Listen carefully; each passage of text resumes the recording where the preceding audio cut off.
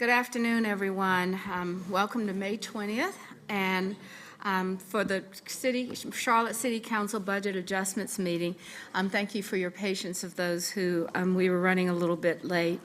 I want to call this meeting to order and welcome those who are in the room with us that are participating and hearing what we're saying and doing immediately, as well as those that are joining with the media, whether or not you're viewing this on the government channel or the city's YouTube channel.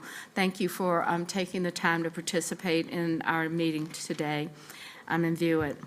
We're going to have introductions, and we'll start with Billy on our city clerk. Billy Tons, Deputy City Clerk. Good afternoon, Marjorie Molina, District 5.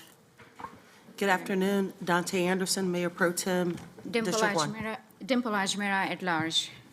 Vi Lyles, serving as mayor. Marcus Jones, City Manager. Malcolm Graham, District 2. Ed Driggs, District 7. Tar Picard, District 6. Good afternoon, LaWanna Mayfield, Councilmember at Large. Good afternoon, Victoria Watlington at large. Ryan Bergman, Budget Director. Teresa Smith, CFO. Thank you very much. Councilmember Mitchell will join us later. He has a conflict, but will join us as soon as possible. So this meeting is really one of the times that we work on the most important responsibilities that we have as a city council, which is to review and discuss the proposed budget. The manager presented his budget, and thank you for all of the hard work of the budget team and the many people that made this possible for us to be able to begin this discussion.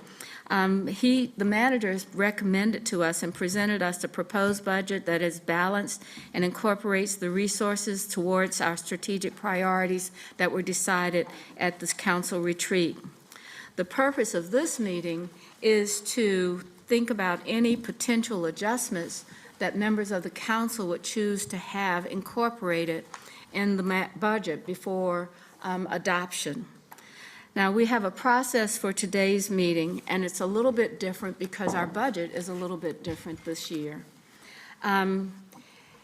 Since the manager is recommending a tax increase this year, as we're talking about what adjustments council members might like to make, we'd like to have a process that would follow this idea, is that while we have a balanced and structured budget that keeps us in the good graces of our finances, of being a AAA and a AAA and a AAA and all of those things, in order to continue that kind of successful financial foundation, we would like for you to suggest, if you have a change in the budget, there are a couple of ways to do this.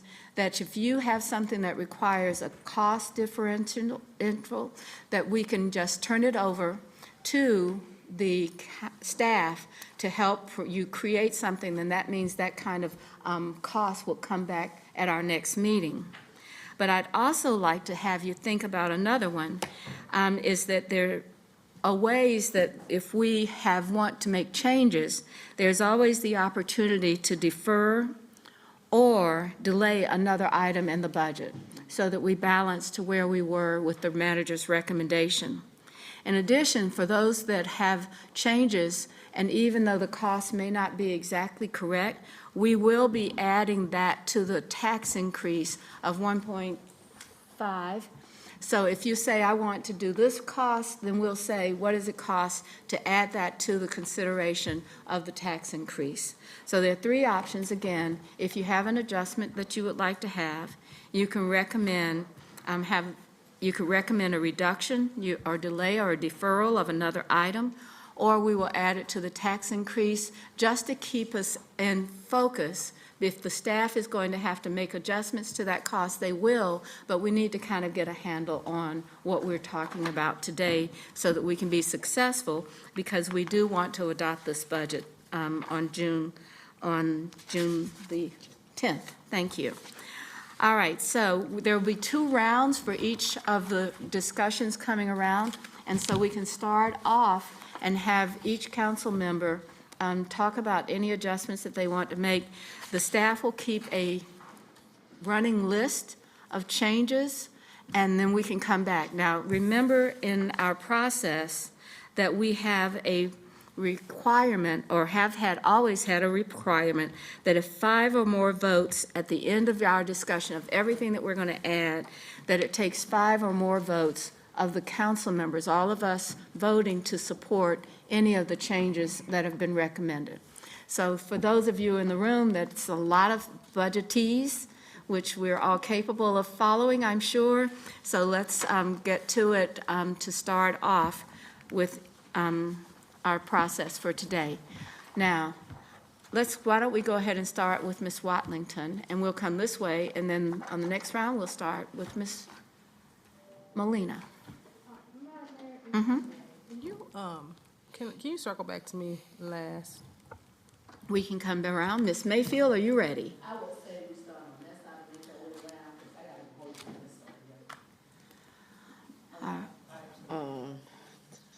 I'm sorry, Ms. Molina? Madam Mayor, I actually was hoping to go last, so I agree with the order it's Okay, currently in. can we just, Mayor, instead of trying to go around, I know some people have some questions they want to ask. May I suggest that we just do, like we just do in the day, and just raise our hand if you're ready? I think that we're, first of all, this isn't just for questions. It is to actually ask what changes you would like to have for the budget. So let's be more affirmative around what we're trying to accomplish here. I think we've had a chance for everyone to have a discussion with the manager or the staff about this. But I do think that Mr. Graham has agreed that he would be the first, and we'll go this way and come around. All right, Mr. Graham, so the staff will, again, just remember, it'll be posted up there, the item. We use the word add, but I'd like to say instead of delete, it could be defer or delay, and then we'll keep going from there. Mr. Graham, thank you for starting us off. Thank you, Madam Mayor and members of council. I really don't have much. I'll take an opportunity to review the budget in its entirety, the manager's letter, and the executive summary, as well as thumbing through the budget. As many of you have heard me say before, I think the budget reflects the values of the city, reflects the growing nature of our community. While no one likes a tax increase, I think we have forecasted this for years. For the last 2 years, the manager has sent a warning signals, and I think the investment that he has made is spot on from my perspective. And so I support the budget as it is written. There are some minor things that I would like to support that many of my colleagues and I have talked over the weekend in reference to, and at the appropriate time, I'll raise my hand to support some of those additional items that other council members have in mind. I can support those, but I'm pretty much solid and ready to go. One other that I would like to put on the board is For the Struggle, which is a nonprofit in the Beatties Ford Road area. We supported them last year. They did not submit a client application. I would like to add $100,000 to support the work for senior home repairs in the community. But other than that, I would urge my colleagues to support it at the appropriate time. But other than that, Madam Mayor, I think the manager and staff has done a wonderful job in terms of preparing the community for the future, and I look forward to supporting the budget. So, Mr. Graham, I'm going to ask you to be the person that we walk through the process with. Okay. So you've recommended For the Struggle for home repairs for people along, I guess, the corridors? They, not only along the corridors of opportunity, their base is on Beatties Ford Road, but now they're working throughout the city of Charlotte. Okay. And you would add 100, so if you had to say to how you would see that being funded, the choices would be to say, Take it out of your salary, Madam Mayor. well, then it might take you, hey, in that case, we will be deferring this for the next 20 years. So, Sorry, quick clarification, Mr. Graham. Is this in there? Yeah, I was just wondering if it's an extra 100,000 or they did submit an application. And Did they? Yes, sir. How did I miss that? well, we're off to a great start, you guys. Sorry, if you reference page 24 on your handout at your desk. All Sorry, thank okay. you. So I'm good then. Take it out to, yeah, I'm fine. Okay, for those of you, remember this is See? just budgetees. See, when the mayor saw this, they help you out, Madam Mayor. Okay, so, I I think Mr. Graham is saying, Mr. Jones, let's, So, thank you, Mayor, members of council. Just a couple of things, and typically, and I like the way you just dove right in, Mayor.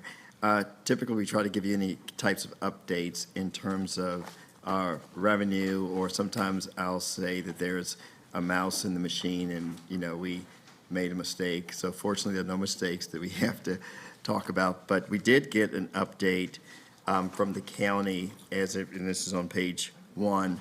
The county's proposed budget increased the collection rate for police services reimbursement in the ETJ, and those funds result in an additional $231,678 for the city. So while it's not in the budget, it's just a revenue update. So we're starting off with $231,678 more than when I proposed the budget on so May 6th. $276,000 about. Yeah, 236. About. I'm sorry, 231,678. 231,678. All right, so I'm going to ask the Mayor Pro Tem to take the next step and follow the process, and let's walk through it and see how we're doing. Okay, thank you, Madam Mayor. I agree with Mr. Graham that overall, the budget does largely reflect our priorities, and I do support the funds out of the 1.5 cents sales tax to go towards the arts, go towards housing, and towards safety. There are a couple of things that I would like to just lift up and have included in this process, and I've spoken to several of my colleagues about this, as well as the manager. The first one is the CMS is embarking on a workforce housing initiative along with the Mecklenburg County and county commissioners, and they would like to, they're planning on building a teacher village to support affordable housing, specifically and exclusively for our teachers within CMS. So they can afford to live in the city of Charlotte, but also be proximate to the schools that they work at and support. And I would like for us as a city to participate in that intergovernmentally, to demonstrate our faith and trust with our teachers. And so the specific ask to go into the Teacher Village Initiative is $1 million. This is a workforce housing initiative that has a workforce element to the actual planning as well. So it's not specifically about housing trust fund dollars or anything of that nature. I'm fully aware that we have depleted our house fund, our housing trust fund dollars successfully, but I would like for us to support that. The second ask that I have is for the Charlotte Museum of History. I would like to have the Charlotte Museum of History be added to the list of the other arts institutions as a part of the former infusion fund list, so that they can be included in any go forward potential ask.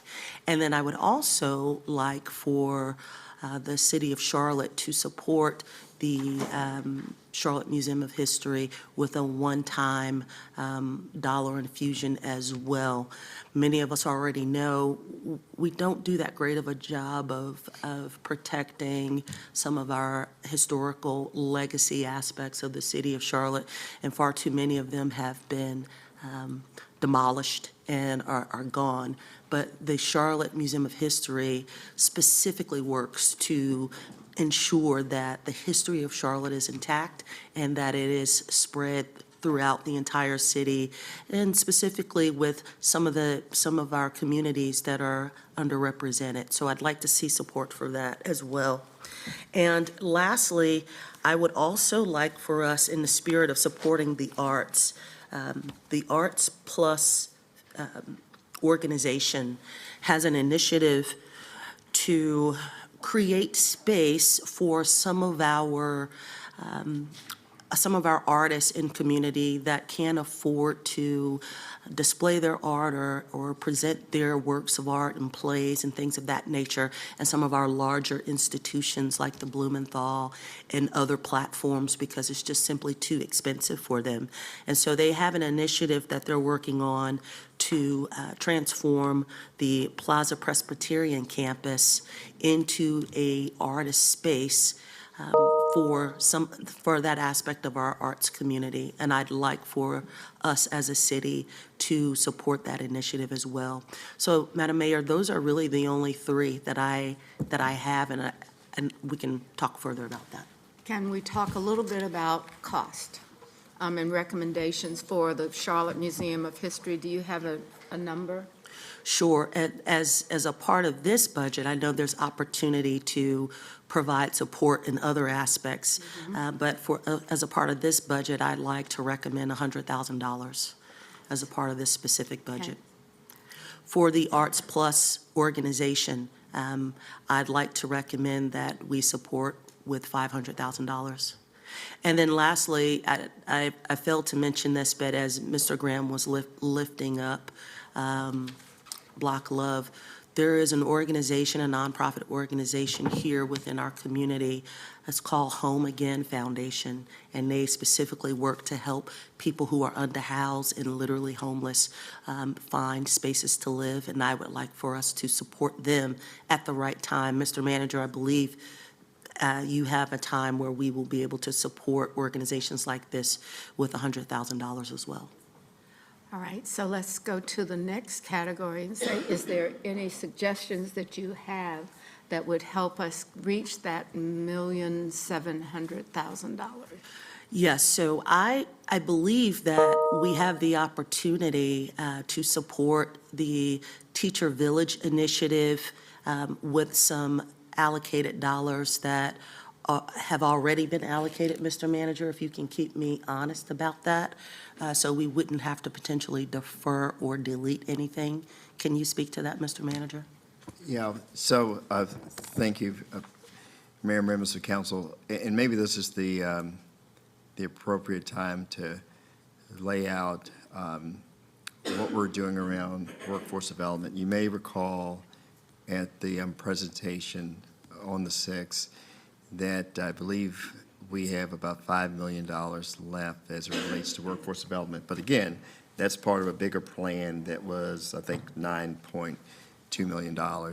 But there's also $3 million that we've always set aside when Ms. Frazier came on board for workforce development initiatives, and there are no calls on that. But in terms of workforce development, again, there's almost $3 million unprogrammed that's a part of the ARPA funds that's been sitting out there. I hope that we will not all decide that we're going to use the ARPA funds that are out there, because I think that that's just going to, most of these programs that, for example, if we're going to work with the Charlotte Museum of History, that is a recurring effort. It is not something that is one time. And we need to think about those kinds of issues as we're making these recommendations, especially when we're talking about the use of one-time funds, or funds that may not be come with another action unless we get to that point before. So I would like to say that if I look at this list, Mayor Pro Tem, I think that what we're really basically saying is that these are, at least the museum and the Arts Plus are continuing opportunities for funding, or would be in the review that the Budget Committee is taking on next year for financial partners. So, Yes, correct. is that a fair assessment of how you would do this? So right now, I think that we'd actually be thinking about, do we have it? I think this would be one where the staff, you've suggested a certain amount of funding, the staff can do this, but we would actually add that to see how far we're going with our tax increase. Okay? All right, so with that, Ms. Ajmira. They have questions. Oh, there are questions? Ms. Watlington? I have a clarifying question, separate and apart from my request, so Oh. specific to this conversation. as it relates to arts, I want to understand a little bit more, because I have read in here, in the answers to our questions, that whatever portion of the city's money would be dispersed via the Foundation for the Carolinas to organizations in the city, who are in the city and previously received annual operating support. The grant amounts would be determined by the city. I just want to make sure I'm clear, because what I'd rather see is a decoupling of the who versus the how much. And I just want to make sure that whatever we approve now is not these are folks who are going to receive arts funding in perpetuity to some degree. I agree with, we need to have those questions, but I think with those ideas would be put on and the questions would be followed, because the staff will come back and say, this is how it actually works on each of these. So I don't know that there's an answer right now. Well, Or just, are we Mr. voting Jones? today on what We are voting on the 5 people to move something forward. Right, and so that, for me, Would be something- matters as to whether or Okay. not I was, because I may not necessarily support $500,000 going to organization in perpetuity, but I might support a one-time. Gotcha. Good question. So I think it's very helpful as people say, is this one time or more? Mr. Jones, did you? Sure. So on your, I guess, handout, starting on page 18, Dr. Watlington, this is the way that it's currently structured. So you'll see a group of 30-plus organizations that have been a part of the annual funding stream from the city for years. And what occurs in this proposed budget is, if you go back to 2021, when the infusion fund was put together, that's the low point, about $4.3 million for these organizations. The last year of the infusion fund, the year that ends next month, that number grew to 8.5 million. So the concept, what's in yellow, would be those organizations that are in the towns, and what the county is suggesting, that they pay for those organizations that are in the towns, and that alleviates the city of 1, 2, 3, 4 organizations, and the city would pay for those organizations, that the remaining organizations. To your point, that this is, the thought process is all about stability in the arts and culture ecosystem, with the concept being these groups that range from, I don't know, 1.1 million all the way down to $8,000 would be funded by that $9 million coming from the city. And that concept is, let's say, over a 5-year period.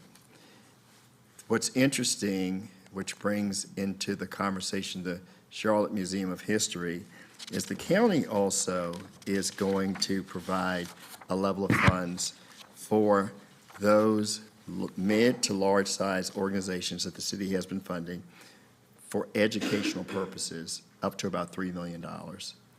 So because the Charlotte Museum of History is not a part of this list, it precludes them from being able to get educational purposes. But the concept is that this list is the list because it's been the list for a very long time. Oh, may I do one more thing? And then outside of that, there's $2 million that the city would put into a pot, where the county would put the majority of the money in that pot. That would go to other organizations and individual artists that aren't on this list. So if you put it all together, it's about $21 million that's going into the ecosystem for a variety of organizations and artists. I've got a couple of follow-up questions on that, and it may be that I missed the arts discussion where this was laid out in detail.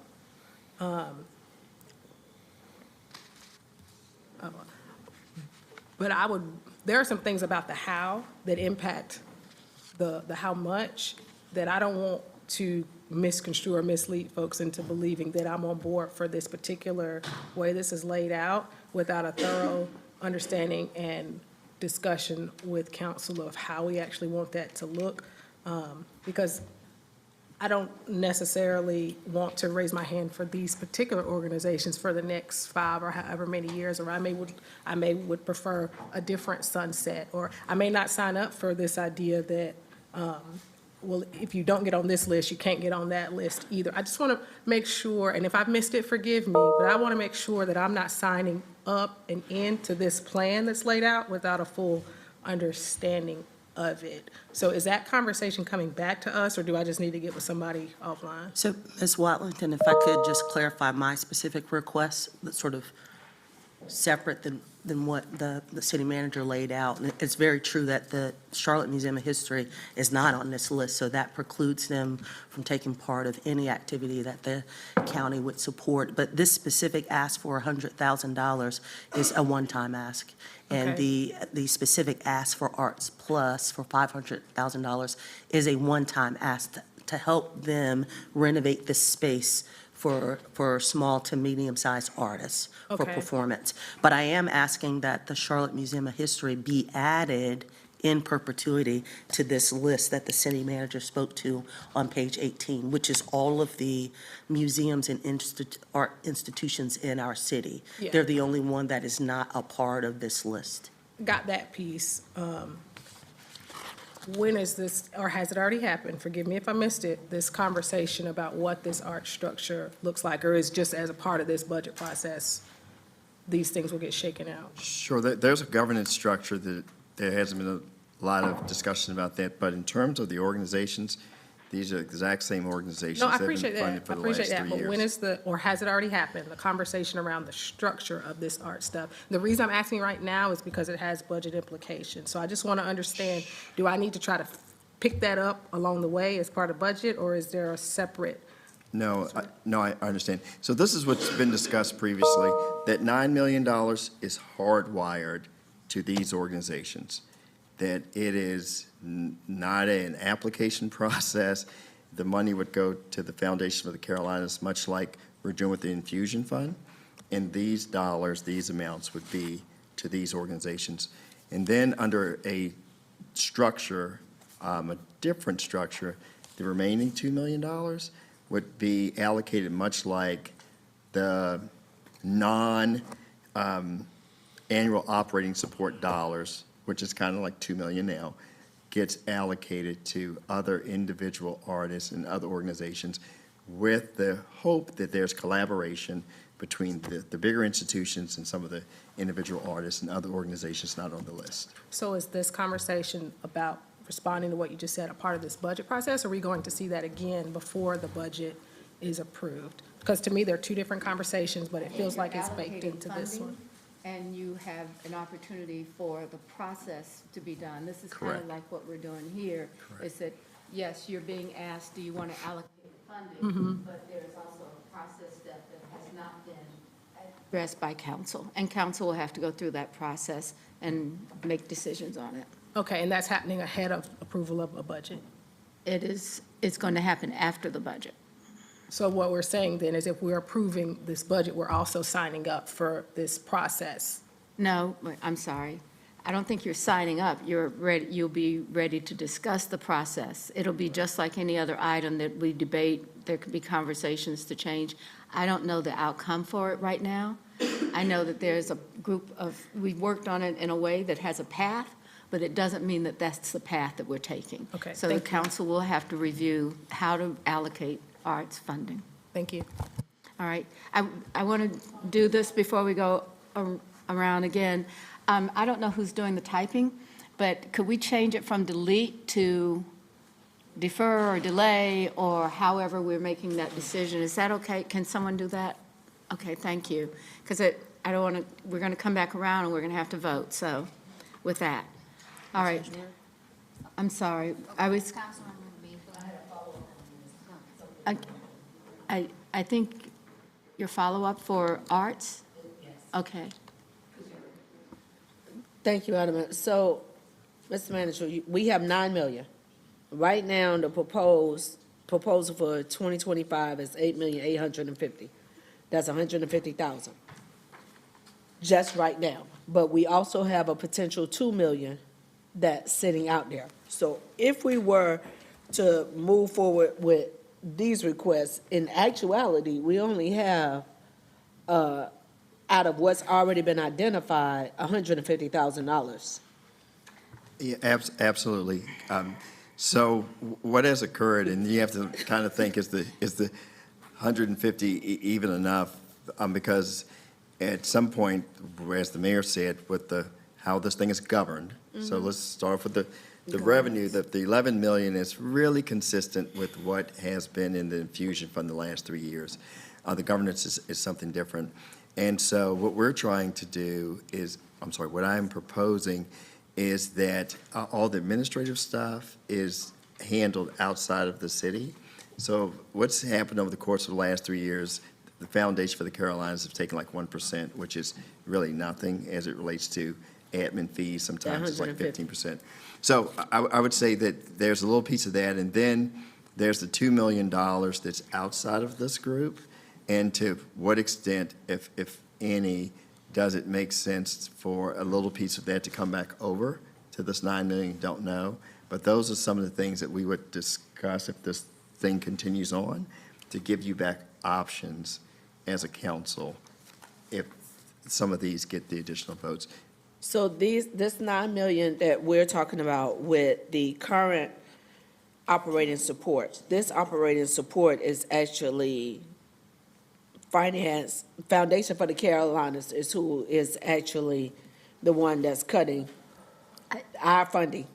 They're the ones that's actually managing the allocation of these dollars. Cutting the checks.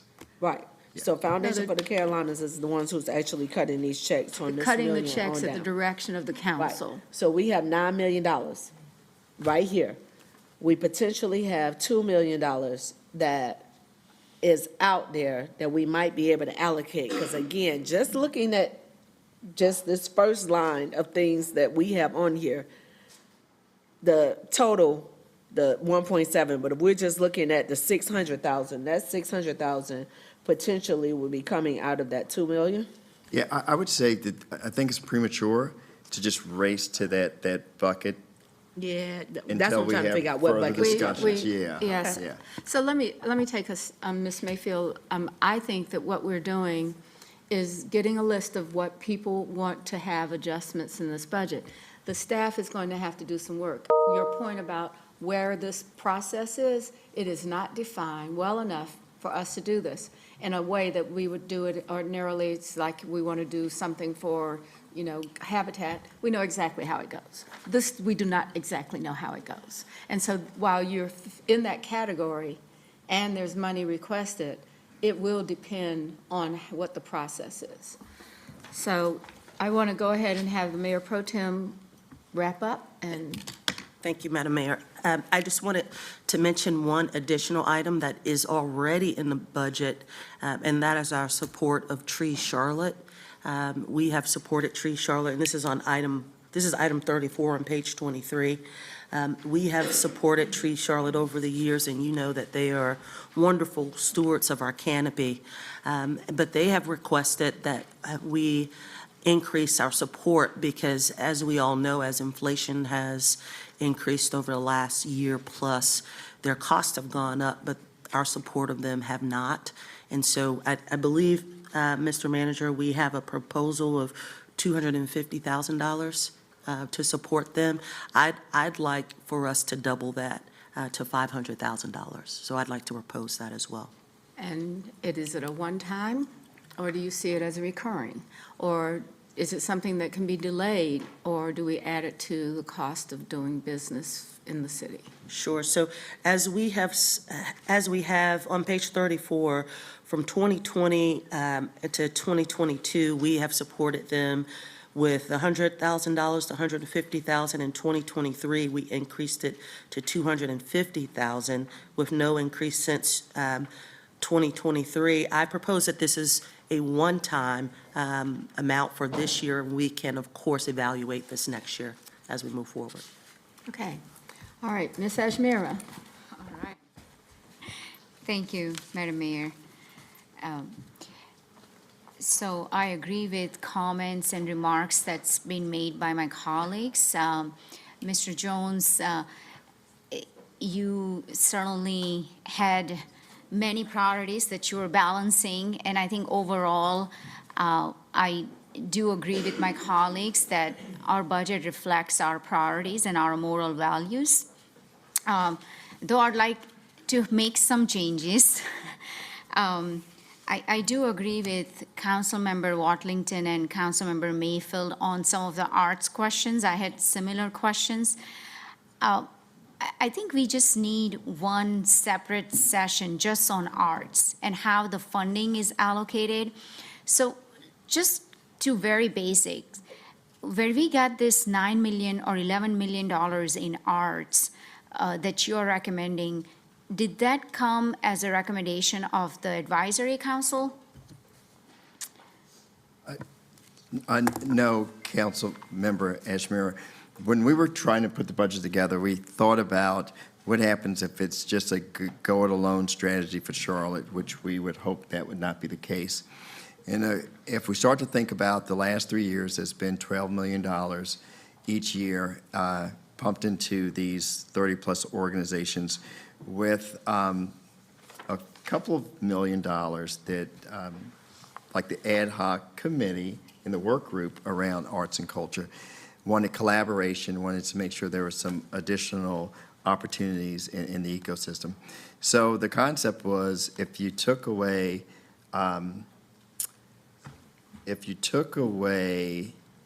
the, I guess, the infrastructure at that time from it, the cost associated with delivering the dollars, which was about $1 million from the ASC, it's about $11 million. If you left that at that level, that would be consistent with the last 3 years.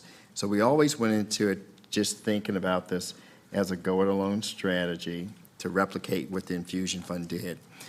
There's an opportunity for collaboration with the county that 11 million becomes 21 million, with still the city councils or the city's money being very consistent with the infusion fund and having the opportunity for the county to come in and also address some of the areas that are important to the county.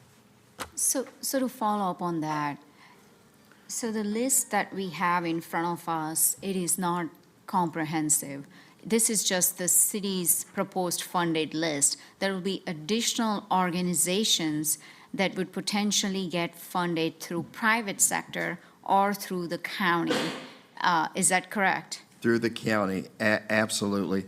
So if you start to think about it again, and I'll be a broken record, this is almost replicating the 3 years of work from the infusion fund. Right. And so now, while a lot of the guidance that we received from, again, the ad hoc committee and the work group was to make sure we're protecting the institutions that we're paying debt on and that different organizations are performing in. So that was almost priority one. So that's why you see this heavily weighed towards those organizations, but it's not just those 7 or 8, it's 33 organizations. And so, again, I wish that there was an opportunity to really put the two together and have the discussion, because it's a much more robust plan than when you separate the two. I know that this is really something that we don't have on our agenda yet about the arts, but I Yes. do want us to try to figure out how to get the budget things done. So can we? Actually, I just have a follow-up question because it is related to the budget. Because if we start adding on ad hoc basis some of these organizations that are potentially going to have an opportunity to get funds from the county or the private funds or private sector, we do need to be thoughtful of that based on what the manager said. Is that correct? Yeah, so I would say if we could just go to page 17, the bottom, this is what the But you'll get county reports presented afterwards. back in April. And if you take a look at it, it is the 11 that I'm suggesting from the city, 9 for those annual operating grants for the groups, and 2 million that you would add to this individual artists, small cultural groups, and community organizations. On the other hand, the county, in their proposed, they have $1 million set aside for those operating grants for those organizations that are in the towns They have $1.5 million set aside for venue assistance for individual artists and small groups. They have $3 million set aside for education grants, mid to large groups, the $3 million that I mentioned earlier, that would benefit these 33 organizations that you're funding, Yeah. and $4.5 million for cultural support to individual artists and culture block grants. So it's almost, if you took the two middle columns out and looked at the total, you'll get 21 million that's spread across these groups. I think the, Yeah, This- I Miss- get, I think, can I Go take ahead. a stab at this? What we're doing right now is putting things on the table that people want to adjust to. I think that we're going to give you a report before we go to the next step. And so I think it might be more clarity if we have it written so that everybody's talking about the same thing, and there's also a better understanding, because I think it's really hard to think, oh, infusion fund, the 9 facilities that we own, how is the county going to use their money? I think it would be better to have a report that's written that everyone can read. And that's why I want us to say, so for example, if the Museum of History is something that you think would be good, it could come back with a recommendation, but it can also come back and say where it would be in the process. So if we can just kind of get through the budget process, I think that would be good, time well spent. So that's, so, I have a couple of items. okay? I would like to add a line item for medical insurance for City of Charlotte employees that die in the line of duty. And I did request an amount for that. I think is negligible, but I would like to add that line item. After the tragedy a couple of weeks ago, I worked with HR to understand the benefits and how we are supporting the spouse and their dependents. I think this will go a long way in ensuring that we are covering city's portion of the medical benefits for the spouse and for their dependents. So our current policy is that the spouse is only covered until, for at least just for 3 years. I would like that to be until they remarry or age 65. And so that would be just the city's employee portion. I do not know what the amount is, but I've been told it is negligible, so I'd like to add that. All right, so you'll get something do you remember anything I already ballpark? request, yes, it says negligible, but, Says because this will be a very rare situation, But not a number. but it says it could be absorbed in the employee health and life fund, so I'll still add that, We'll just say that we'll get that number with the report back. okay. Okay? All right. The second item on Tree Charlotte, to follow up on Councilmember Anderson's request, I did have a conversation with Jane Myers and some of the board members at Tree Charlotte. And the reason they're requesting additional funds this year, it's because they were counting on in-kind support that they are losing. But when I requested additional information on the in-kind support that they are losing, I was, on page 24, it says that in-kind support is going to continue to move forward. But, so I think there is I want to make sure there is a line item for Tree Charlotte in-kind support that continues, because I think there is a communication gap, and that's why they're requesting additional funds. Okay. So as long as we continue that in-kind support, we do not need to allocate additional funding. Let's wait and see what the staff discovers so that there's no confusion about it. Okay. Okay? But if you were going to do, so you're saying you support this as in-kind support, That's right. and then we'll find out how much, what it is. Okay. And All right. then, yes, okay.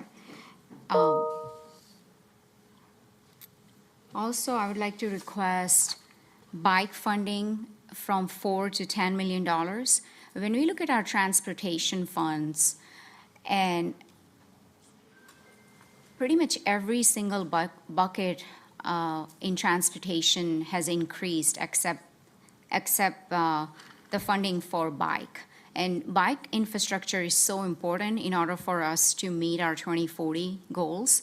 But then also when you talk to people like James Lee and others, they use bike to get from point A to point B. It's not for recreation, it's for the necessity.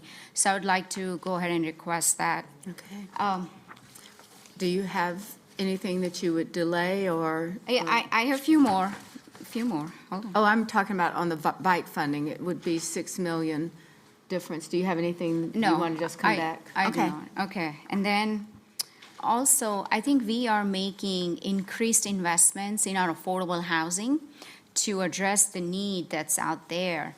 But I believe that we need to make increased investments in our workforce development to have some sustainable,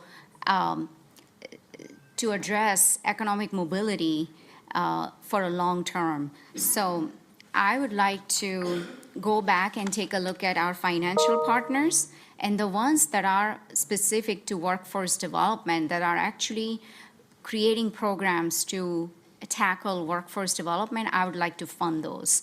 I don't have an amount for that.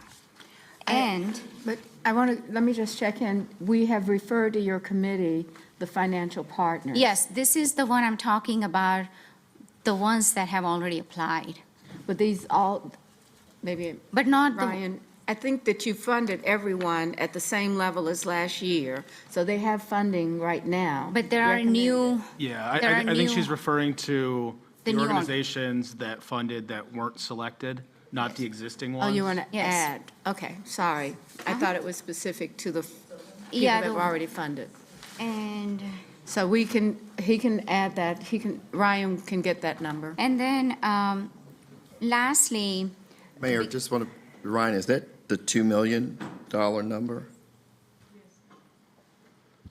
Can you say that again? Is that the, page 24, is that the 2 million, the Oh, new yeah, in the applications Q&A. unfunded? Right, there's a list of the ones that were not funded that So applied. it's 2 million. but I'm only referring to the ones in workforce development that are providing workforce development. Okay. So we had to go back and take a look at all the organizations' applications. Okay, I want to make And, sure that I understand you, Ms. Ashmira. For those that are in the queue, our workforce development, you want to fund all of those that have applied or applied and did not get funded. That are only workforce development Workforce development specific. Specific. Yes, ma'am. But you're not taking away the funding for the other groups that are not, that are doing other different, No, I'm Purposes, not. okay. Yeah, I'm not. so it's the 2 million and more. That's right. And I would also, because of the increased level of request and just the responsibilities, I would like us to add a dedicated support staff for council. And that, I do have a number for that. It's 479,000. That's on page 9. So we Okay. currently have 6 council support. So only Councilmember Anderson has a dedicated support. The rest of us share support staff. I'm very appreciative of the work that they do to support council and the mayor, but I do feel that we are at a point where we do need increased support, and that's why I'm requesting for us to have a dedicated support staff for council. Okay. And then, okay, and last, I would like to add 34,000 for this nonprofit that works on juvenile programming, Save Our Children's Movement. I think it's very important as we are trying to reach a targeted group to help us with our youth violence. It's a very small request that they have, and that's all I have. Okay. Thank you. We're going to keep going around and getting everything, and then we'll come back. All right, Ms. Molina. Thank you, Madam Mayor. I want to instead of making actually, it's one up there that I've been getting a lot of calls for the bike funding. And I, again, I don't have a place in the budget where we would remove that, but I do want to lift that up in this conversation and say that a few stakeholders in East Charlotte have, don't No, double it. no, it's just still at the 6. No, I no, don't know no, yeah, why. it's still the Well, same. let me ask for clarification from Okay, Councilmember thank you. Ishmira. There's $8 million per bond for bikes, which we had upped it from 4 million last bond, I believe. So 8 million is essentially over 2 years, because we do a bond every 2 years. So what is the level you're requesting? You mentioned, is it 10 million per year, or is it 10 million in a bond? 10 million in bond. Okay, so $2 million extra. Yeah. Oh, thank you. Yeah. An additional 2 million to what the manager recommendation was. Yeah, 12 million. Wow, I got afraid. Yeah, so thanks for that clarification, because like I said, I know that there have been quite a few community members who've been in contact with various ones of us, even sending petitions to us with members of our community signed on, and I think at last checked, it was over like 650 members of the community, the second highest being District 5 in East Charlotte. So I want to definitely raise that up. As far as the Charlotte Museum of History, I had the opportunity to speak to Ms. White because that's also an asset that's in the east area of the city.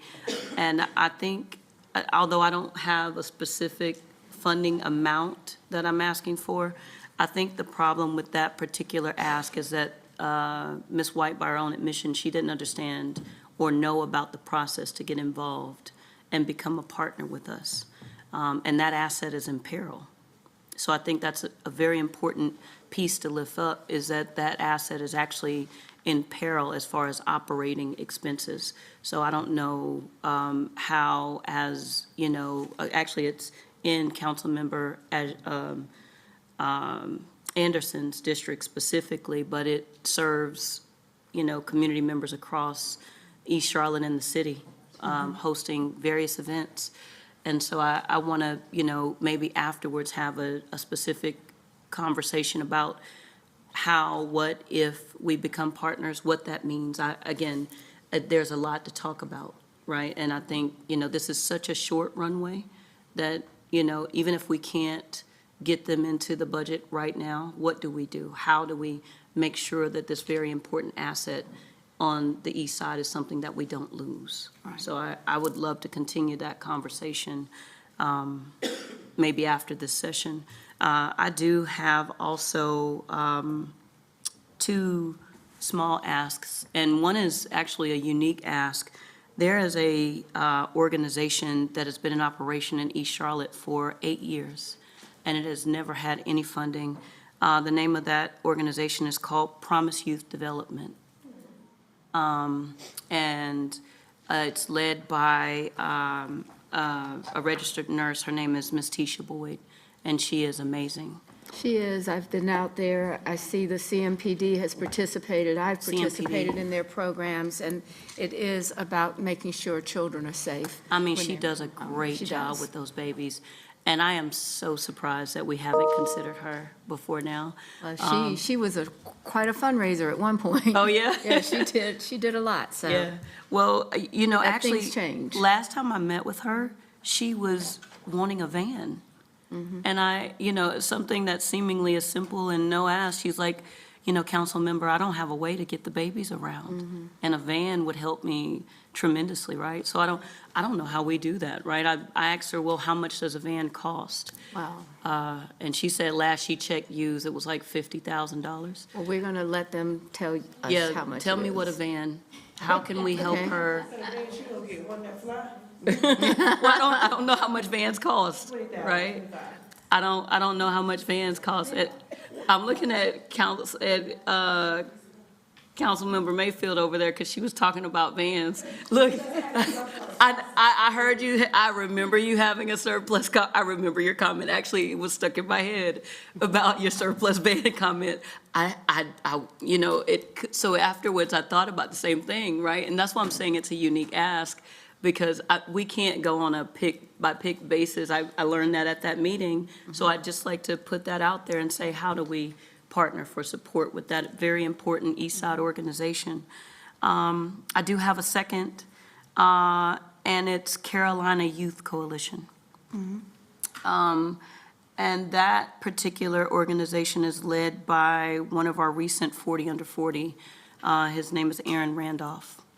And what he does is he helps underrepresented children prepare for and make it through college. He himself has an amazing story that led him to Cornell and Harvard. And now he actually uses his own model in East Charlotte, right off of Monroe Road. And he's on the ground in the community helping young people get to and through college. So he actually provides to and through college support for East Side children, and I'd like to lift them up. I don't have a specific number because those asks are also pretty unique. The support that they need for ongoing is pretty similar to Ms. Boyd's, so I can, discuss that with you. But I definitely wanted to lift that organization up for our consideration as well. Okay, And that's all I have, Madam Mayor. thank you. Ms. Johnson? Thank you, Madam Mayor. May I see the list? And I apologize for being late. Can I see what I want to see if the other council members have addressed any of the concerns. Oh, okay. I didn't miss anything. The firefighters. We've all received emails from the firefighters regarding their some issues that they wanted to address or some items they wanted addressed. And I can name them specifically, but I know we've all received the email. So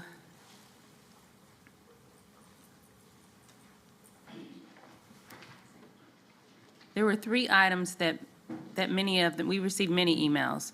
So they wanted to expand the CFD budget to end off-duty training. Expand CFD budget to end off-duty training.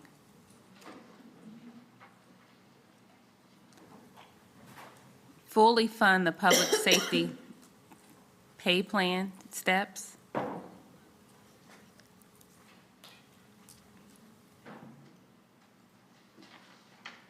And fully fund the public safety pay plan steps. They're asking for a 5% cost of living in line with the police department.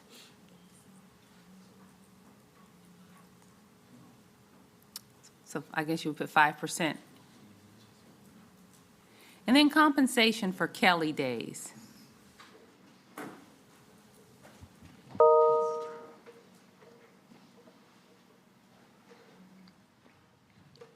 So I guess then I would like the numbers, or we can talk. Yeah, Okay. and I can provide a little bit of context. Fully fund the public safety pay plan steps. All the steps are funded for both police and fire. I think what they're asking for, I was fortunate, one of you guys did forward it to me. They get a market adjustment and they get a step. And the market adjustment is 2.5% for police and fire. And they want it to be 5%. And I think the cost of doing that for police and fire would be about $7 million. Last year, for Kelly days, that is around pay cycles, essentially. So fire has a 24-day pay cycle for overtime purposes. And they're basically saying that for Kelly days, regardless of what the pay cycle says, pay at a time-and-a-half rate, which would be unique in that we follow the pay cycles for all other employees. And we did answer that on the Q&A that Marie sent out on Friday, the cost of that, number 15. So that would be about $655,000. How much? $655,000. Okay. And then for the off-duty training, this one's a little bit more complicated. We provided funds last year to eliminate any off-duty training for specialized assignments that they don't get extra funds for, like a ladder company. What they're saying is that they want to be on duty for things like being promotions from firefighter 1 to firefighter 2, which currently you have to do off-duty because it's a promotion. So I don't know exactly what that one would cost. We would have to do some analysis on that one. Okay, and I just sent you another email that I received this afternoon. It's another, thank you. It's another question that the firefighters had. So I will discuss that with you offline, if that's okay. Also, the people's budget, we had numerous speakers in the public hearing, and we've received numerous emails about the people's budget. Is there information on what that would cost if we answered those requests?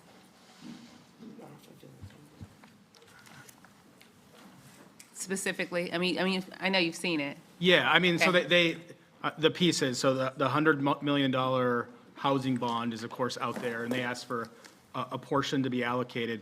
The other things I heard at the public hearing were about a $25 minimum wage, which we did answer in this Q&A, number 7. Okay, And that would cost, in the general fund, about $5.7 million ongoing. It would also cost about $6 million in enterprise funds, which could be notable as far as rates. So that's the $25 minimum. They also asked for an extra 1% 401K contribution for general employees. That's in the budget. That's in the budget Q&A on page 6, which would be about $2.2 million in the general fund.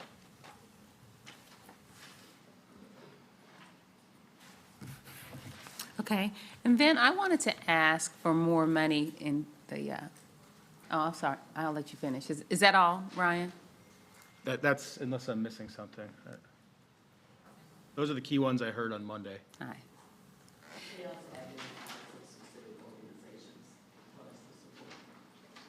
Okay. I wanted to ask for extra money in, I guess it would be the Keep Charlotte Beautiful Fund, or some fund to address litter and cleanup, especially like on the state-owned roads that are in the city of Charlotte. We need, District 4, District 2, we need to be able to address that. There was a lady that's moving to Charlotte, and I told her to come, to the university area, and she said, give me a street to ride down so I can get a feel of the university area. And I didn't want to tell her University Boulevard, because it does not indicate, or it should not indicate, the beauty of the city, So we really, if we can find a way to address the litter in our area, I don't know if we can work with the courts and maybe get community service or something, but we have to address it. So I'm asking for additional money in the Keep Charlotte Beautiful Fund, or wherever that would come from, sanitation or something, so that we can be deliberate and intentional So- and consistent with the cleanup of the city. So Councilmember Johnson, I want to make sure that I'm tracking. So I think we put $250,000 in the budget for litter. Are you suggesting that you want that to be more, or you want something to be specific to Keep Charlotte Beautiful? Or Ryan, did the $250,000 last year go to Keep Charlotte Beautiful? There's $250,000 in the budget, which, similar to this past year, goes to the Center for Employment Opportunities, which utilizes people who were previously incarcerated to get work experience, things like that. And so we've partnered with them for the last couple of years. There's another $250,000 to do it again, and that's focused entirely on litter.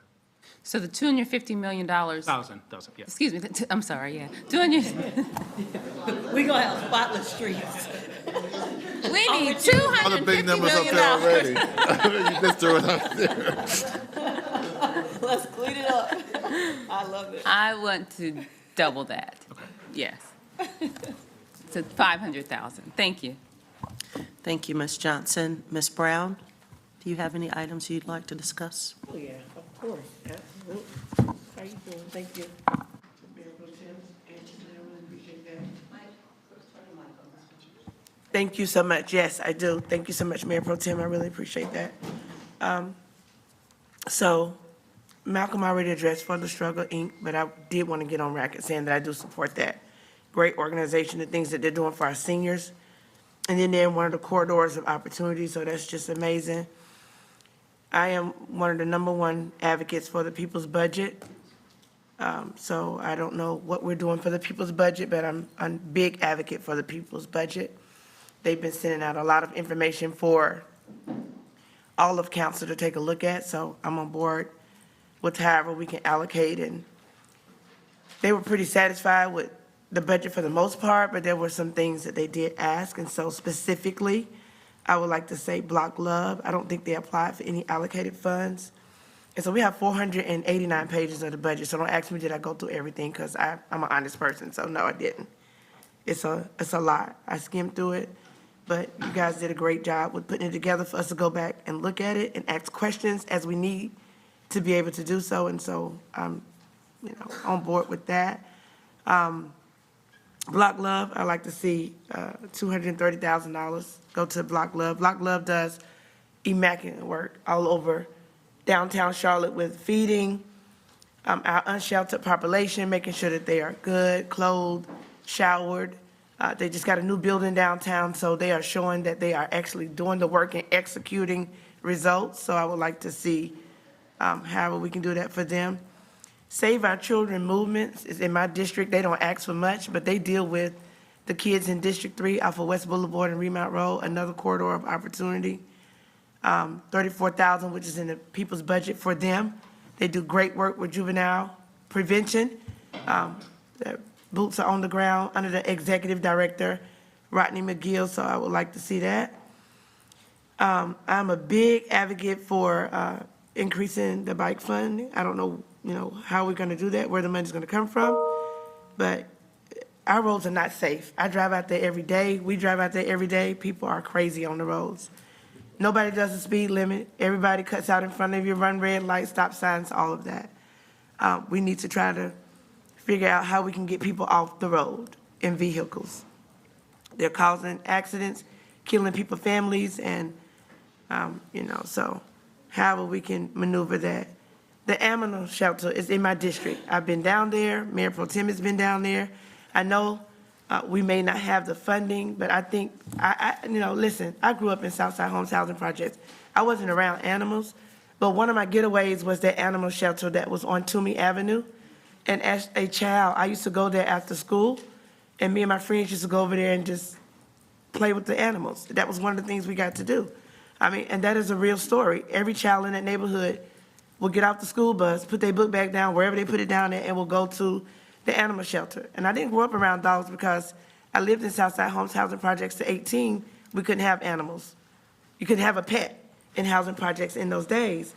So I took the initiative to go out there and face my fear and do something that I wouldn't normally do, and go to the animal shelter and see the work that they do. See the work that they do. For surgery, euthanizing, putting the animals down. We can't continue to say that's okay, to continue to kill all those innocent animals because we don't have anywhere for them to go. We want our streets to be safe, neighborhoods to be safe. Animals are just wandering, and they do great work down there. I did a story down there. I actually spent some time down there, going back down there, even offered to volunteer.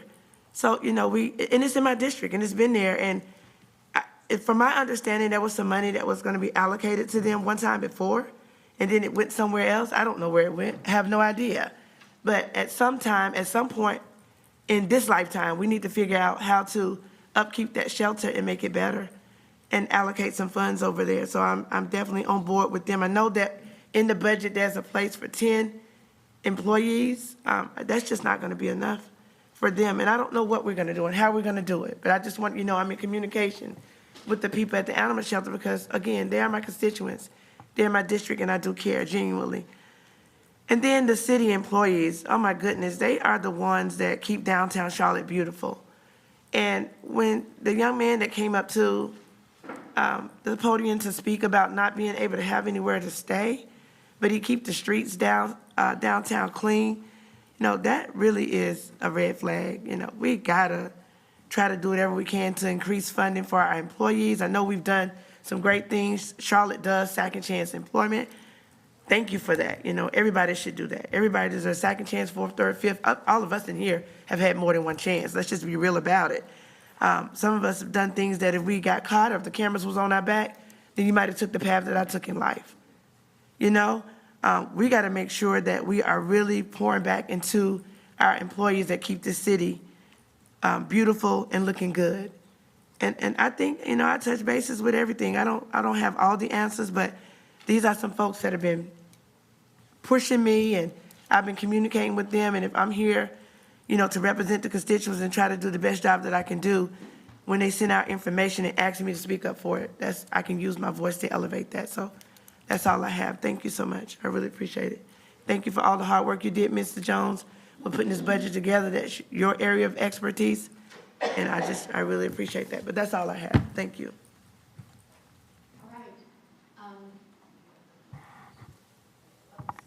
Mr. Mitchell.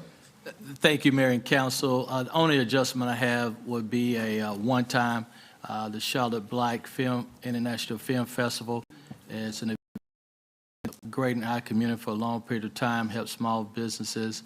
And we have not, when you think about equity, you think about how many ethnic organizations do we support when it comes to entertainment. So it'd be a one-time adjustment for the Charlotte Black Film Festival. How much is it? Thanks. First of all, thank you to Mr. Jones and the budget staff. You guys are phenomenal. Appreciate all of the work that you've done. I know that over the last several years, we've been talking about the need for a revenue increase at some point. You guys did great through a whole pandemic, staving that off. So we understand that we need to do something. That said, considering a lot of the other pressures that our residents are experiencing, I do think that it would behoove us to make sure that we're doing our due diligence on this particular budget. And as we think about outer years, really what that means for our city. We know we've been talking for a long time that we are a region, not just a city, and we're really trying to move to this Thursday to Monday approach. And with that, we've got to figure out how do we continue to grow smartly without overburdening our particular residents, particularly those who have invested in where the city is today over the years, so that they can be a part of the growth and the progression. So that said, and I know that it may not necessarily sit on this particular paper, but I would like to ask that we begin to evaluate different revenue structures for our city. There are some things that we would need to advocate for at the state level in order to allow us to do things. And in some cases, like a commuter tax, for example, because we are at a state line, would require some federal intervention. And those are just ones that I'm speaking of as examples. I'm not necessarily advocating for those particular ones right now, but I do think that it is high time that we reimagine, if you will, our revenue structure. Mr. Jones, you look like you want to say something, so I'll give you a moment. No, I don't disagree with you. Okay. Okay, so I approached this budget review with that in mind.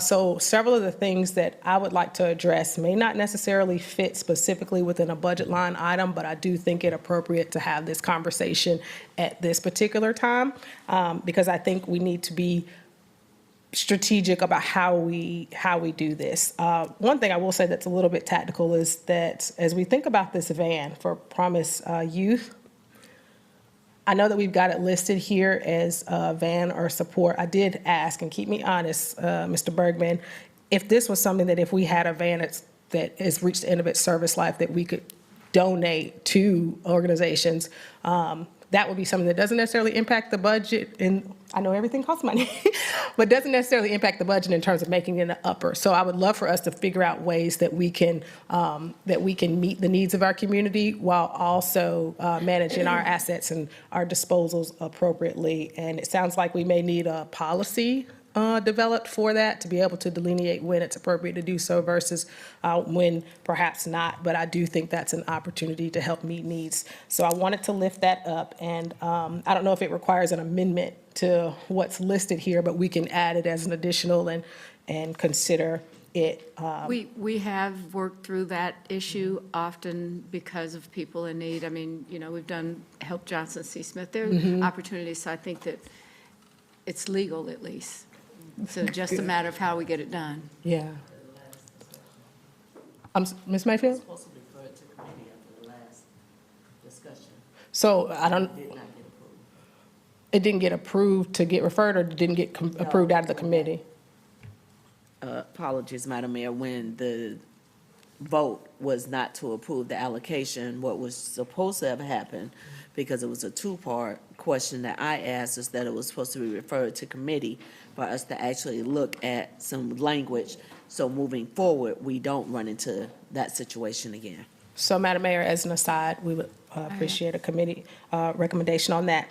The next thing I wanted to go back to, because we were having this conversation about the arts previously, and I'm glad to hear that that is a separate discussion, because again, I don't want to give the impression that I'm necessarily supportive of the process proposed without due diligence about what that really looks like versus the particulars for this particular budget. So what I would like to request, as I understand from staff, is that we already have the $13 million that supports our city-owned facilities. Then we've got another $4 million that has been supporting organizations. And so what we're asking for is a net $7 million, which is the 2 and the 5. What I'd like to do, number one, is decouple that process from the budget conversation, and I also would like to take a deep dive into to these arts numbers, because if we're going from 4 million to 9 million, I would really like to understand what that is we're supporting. And the reason that I say that is because as we look at the needs of this budget, it's very, very important to me that we deliver service, and that requires investing internally. And so if there are things on this list that we as a council would like to see move forward that invest in our city employees and in our city operations, I would like to prioritize that before we support operating dollars in another organization. So that's one that I would like to add. And so that would look like some kind of potential adjustment to the 9 million for arts. Along those same lines, as we look at the strategic priorities, so there are a lot of things, as I'm understanding in my budget discussions, that we actually have dollars that are sitting, but in this budget book, what we see are the adjustments to existing budgets. We don't necessarily see what's already programmed from previous years that may not have been spent yet. And I think particularly as we look at the people's budget, as we look at some of the items that we've said are important to us from a strategic perspective, I do believe that there are dollars that are already set aside to address some of those needs. So before we go to a budget upper, I'd like us to have a clear understanding of what dollars we already have in the kitty that could be used for this particular program. Does that make sense? When you mean could or have been appropriated? Thank Have you. been appropriated, yes. Got it. Because there may be some things that, all right, we're not going to use We're not trying to it. shift it, we're just trying to know what we have. Exactly, Got it. because I think that'll impact some of these numbers. So that's the second piece about the strategic priorities. And then as we think about the 23 additional dollars that we see for police and fire. Absolutely, I think we've got a consensus that we support our police and fire folks, but I do think that we must do our due diligence in terms of ensuring that we've gone through that budget to make sure if there are any efficiencies that we can leverage, we can do that. And I have spoken with the chief, and he's been gracious to accept that task so that we can just make sure that we can go forward to the people and say we've done what we need to do to ensure that we're operating most efficiently. So I do look forward to that. And so if there is anything that we can leverage going forward in those two budgets, I would like to see what potential adjustments we could make in this budget cycle. And then lastly, As I think about this, on the capital side of things, as I think about the bond, specifically what we're calling the Housing Trust Fund bond, as I understand it, we've got right now 100 million proposed, and there's a portion of that that shows up in our operating dollars that services the debt. So there's a ratio there that is, Yeah, so about 0.13 cents of the property tax increase is exclusively to support going from 50 to 100 million. So that's about $2.9 million. And basically, that supports it ongoing, supports the debt ongoing. and so as we look at that, we've been having this conversation over and over that it's not just about housing. It can never just be about housing, because in the city of Charlotte, we cannot sustain poverty. What we can do is enable folks and invest in our residents to be able to grow through economically. So what I would like to see staff analyze are two things. Number one, how much of our overall tax increase could be redirected for economic mobility? So what might that look like? That may look like 75 million specifically for housing, and the offset of the 25 million, so $1.9 million or whatever it's going to be ongoing, that goes directly to workforce development. Those may not be the numbers we land at, but I think that we have to take a look at how do we couple those things together. And I think that the best use of those funds is not necessarily in housing building, but in enabling our people to be able to earn more and also fill a lot of these roles that we know that we're going to have at the city and within the community. So I would like for a staff analysis to understand that, and I think that couples nicely with the work that we're doing in the Housing Committee as we look at what the potential options are. And then secondly, I wanted to really understand, as I understand it, this Housing Trust Fund is about 21 years old, and we've got affordability tethers that were 15, 20, 30, I think we're into the 40 to 60 years now. And please correct me if I'm wrong, but just clarify, once that affordability period ends, we get that money back? Yeah, unless it's extended, which has happened a couple of times. Because of the age of it, there hasn't been many instances where developments have reached that point yet, though. But there has been a couple. So I'd like to understand, as part of the staff analysis, when we might expect to start seeing those dollars, and how that may impact bond capacity or what we could potentially do. So those are the pieces. Oh, and then lastly, back to that idea of really prioritizing city employees, I am open to this idea of helping to invest in workforce housing for this teacher village. However, given what we know that our internal employees are advocating for and what we may be able to do and what we're not, if we're going to put up dollars into that, I would love to see at least a number of units open to our city employees specifically as well. So that can be part of that discussion, but for me, it's very important that if we're putting city dollars towards workforce development, and we know that we've got solid waste workers who are homeless, we've got to advocate that they have an opportunity to be a part of that benefit as well. So those are my top lines. Thanks. Ms. Mayfield? Can I ask a quick question? please. So a lot of those are policy-driven items. So are we saying that we're going to resolve those before the budget is passed or after the budget is passed? Because I have some of the same concerns, but I'm assuming that these are conversations we're having after the budget is Right. I think that it's going, some things are certainly going to run over, but I think to the extent that we can get the data on the front end so we know what levers are going to be impacted, that will help us make budget decisions for this fiscal. What I don't want us to have happen is that we get beyond this budget. We've approved things that commit us down the road, and then we have a policy that doesn't match. So we're not necessarily going to answer every single question ahead of raising our hand for the budget, but we should have sufficient information to understand how our decisions may impact our flexibility going forward. I do think that that's a great question, because I think that you've already got it in committee right now. And I do think that we cannot go out and ask people to vote for something when we don't tell them exactly what it's going to be and how it's going to be expended. And we've done that in the past, and I think that's an expectation that our voters would have. But I think that if we're getting to that place that we have to have more meetings for this effort, I think we need to. And if the data is helping us along the way, that's very important. Just data primarily helps us do better. But I think that it's a short time between June and September, when we'll start talking about these things at the Board of Elections, so.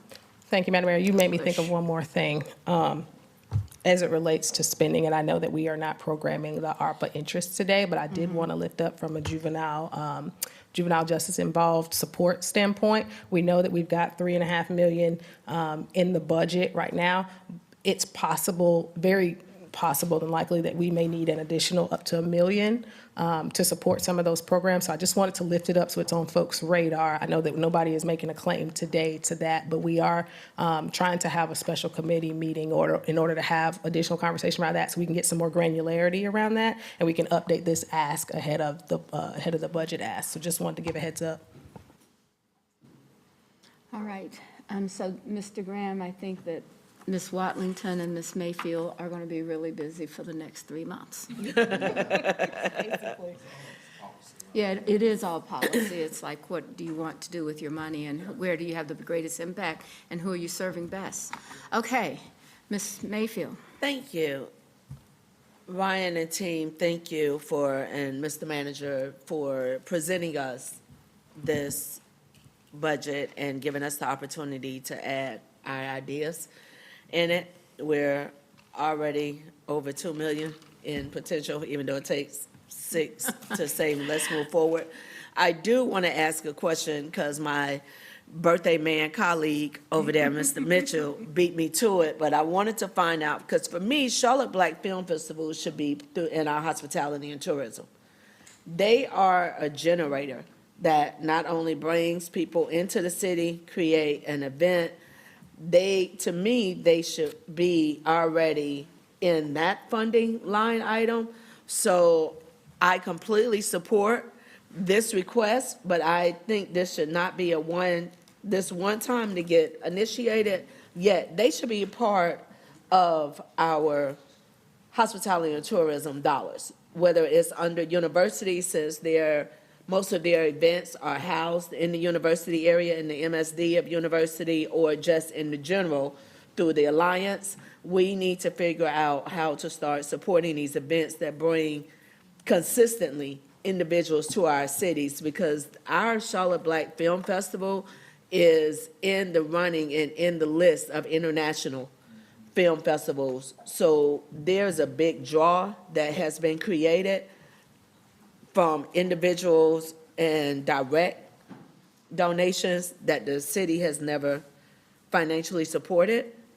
I would really love for us to look at what does that look like with them being a part of hospitality and tourism, even though I do support the idea of this initial 287,000. If we go back up to the top, once staff signs off, finish typing that out, because I'm trying to get a better understanding following up with Councilmember Watlington's comments regarding the workforce housing partnership with CMS, the Teacher Village. I'm not as familiar with it. As a general rule, I'm a fan of our tax dollars need to be helping our residents, because county is 2/3 of the taxes. That's basically 70% of the funding goes to the county. The city doesn't even get 30%. Once the towns get their percentage, then we get a percentage of that. We're really more like 25, 27% of the taxes. We have a clear need with our staff. That is something that I would support as far as housing, with a clear goal, not just a small percentage, because I don't feel that the percentage will be large enough. The county has a role in that conversation with CMS. We may have a small part to play in it. I don't know if that part is at $1 million for me. I would like to add in, if we're at the place where we're throwing spaghetti against the wall to see what fits and what sticks, I do want. Right, that too. But this looks like spaghetti, right? Looking at all of these, this looks like spaghetti. So Hearts for the Invisible, which we already have had conversations and know some of the work that they've already done. I would say that a one-time request of 100,000 to get them in the system, and then we move forward. We have some of our current financial partners. I've already asked previously, and I think it's supposed to be coming to our committee anyway, where we're actually going to do a deeper dive on some of these long-term financial Yes, you partners got to it. see if that's still beneficial as And it far needs to as be our done as soon goals. as possible. I mean, really, Right. we need to get into it. So that is in there. And then the one that I'm gonna say is up the street and around the corner a little bit. My ask, and I've already spoken to just a few members, is for, and manager, how would I put it? Is it, would I say it's a grant? The one, Ryan, when we talked about the trees, it's not Trees Charlotte, but basically, Yep. we're gonna type it up. My request is for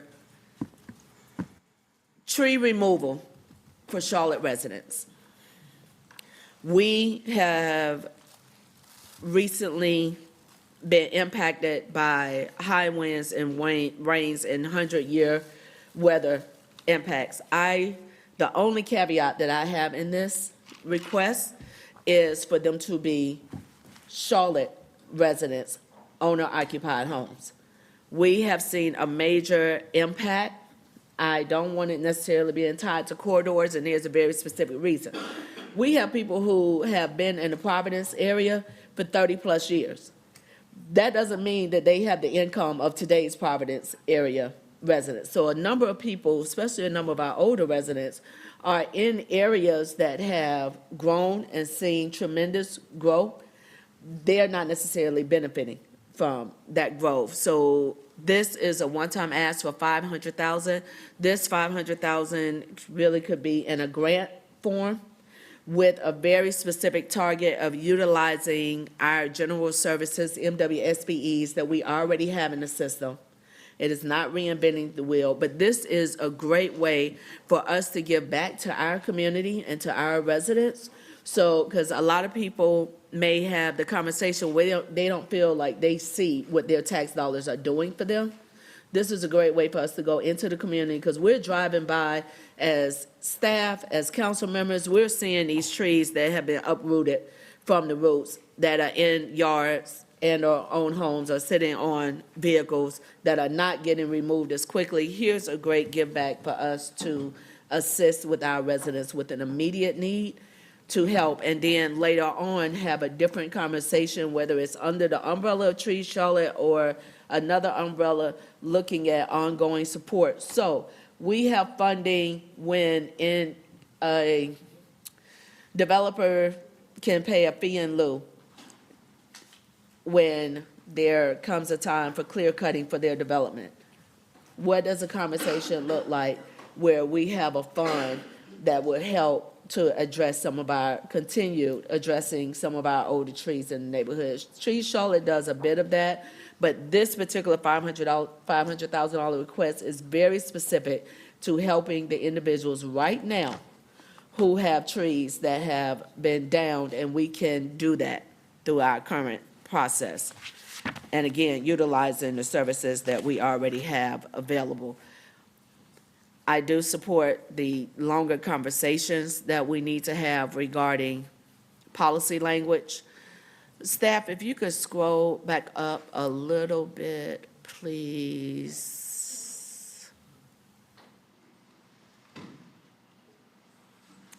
I've asked this question previously when we first started the conversation regarding the funding that was asked for extending bicycles. I'm personally not ready to go up to 10 million, and my understanding from that meeting is what they were asking for was more than 2 million a year to address this, but I want to know exactly what do we currently have in.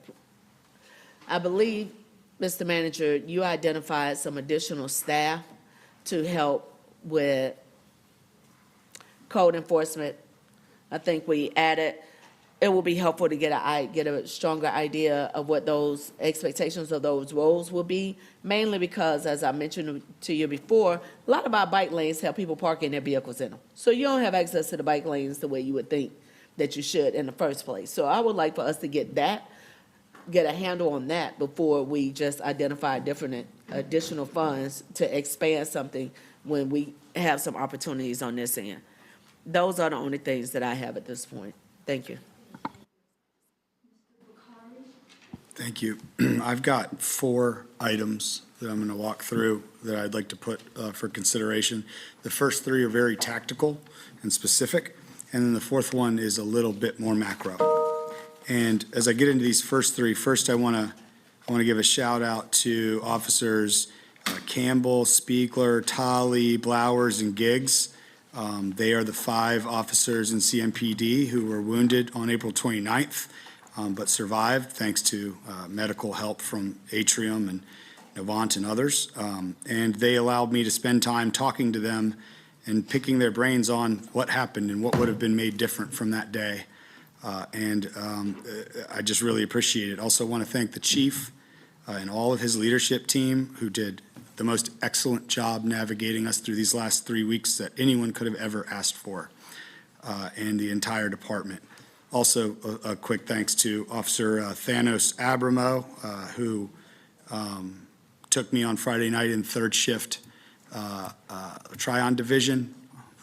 If you haven't been to the Rock on 3rd shift and seen what they go through every day, I think 99% of Charlotteans would be shocked to see, 1, what's just happening, but 2, what they're hardened and numb to and what they have to go through. So these first 3 are about them in those situations.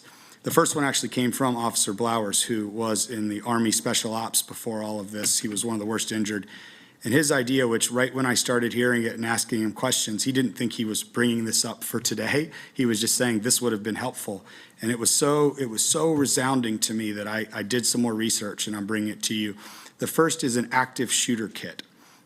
It includes, and we don't have these today, a sling-type over-the-shoulder cross-body bag with 2 compartments. He thinks we can get them, and as we've looked, for around $25, and you can get them from either 511 or Galls. It includes 2 chest seals, 2 tourniquets, 2 Glock mags, 1 rifle mag, and then a twin-pack chest seal, a trauma bandage, the Israeli type, trauma shears.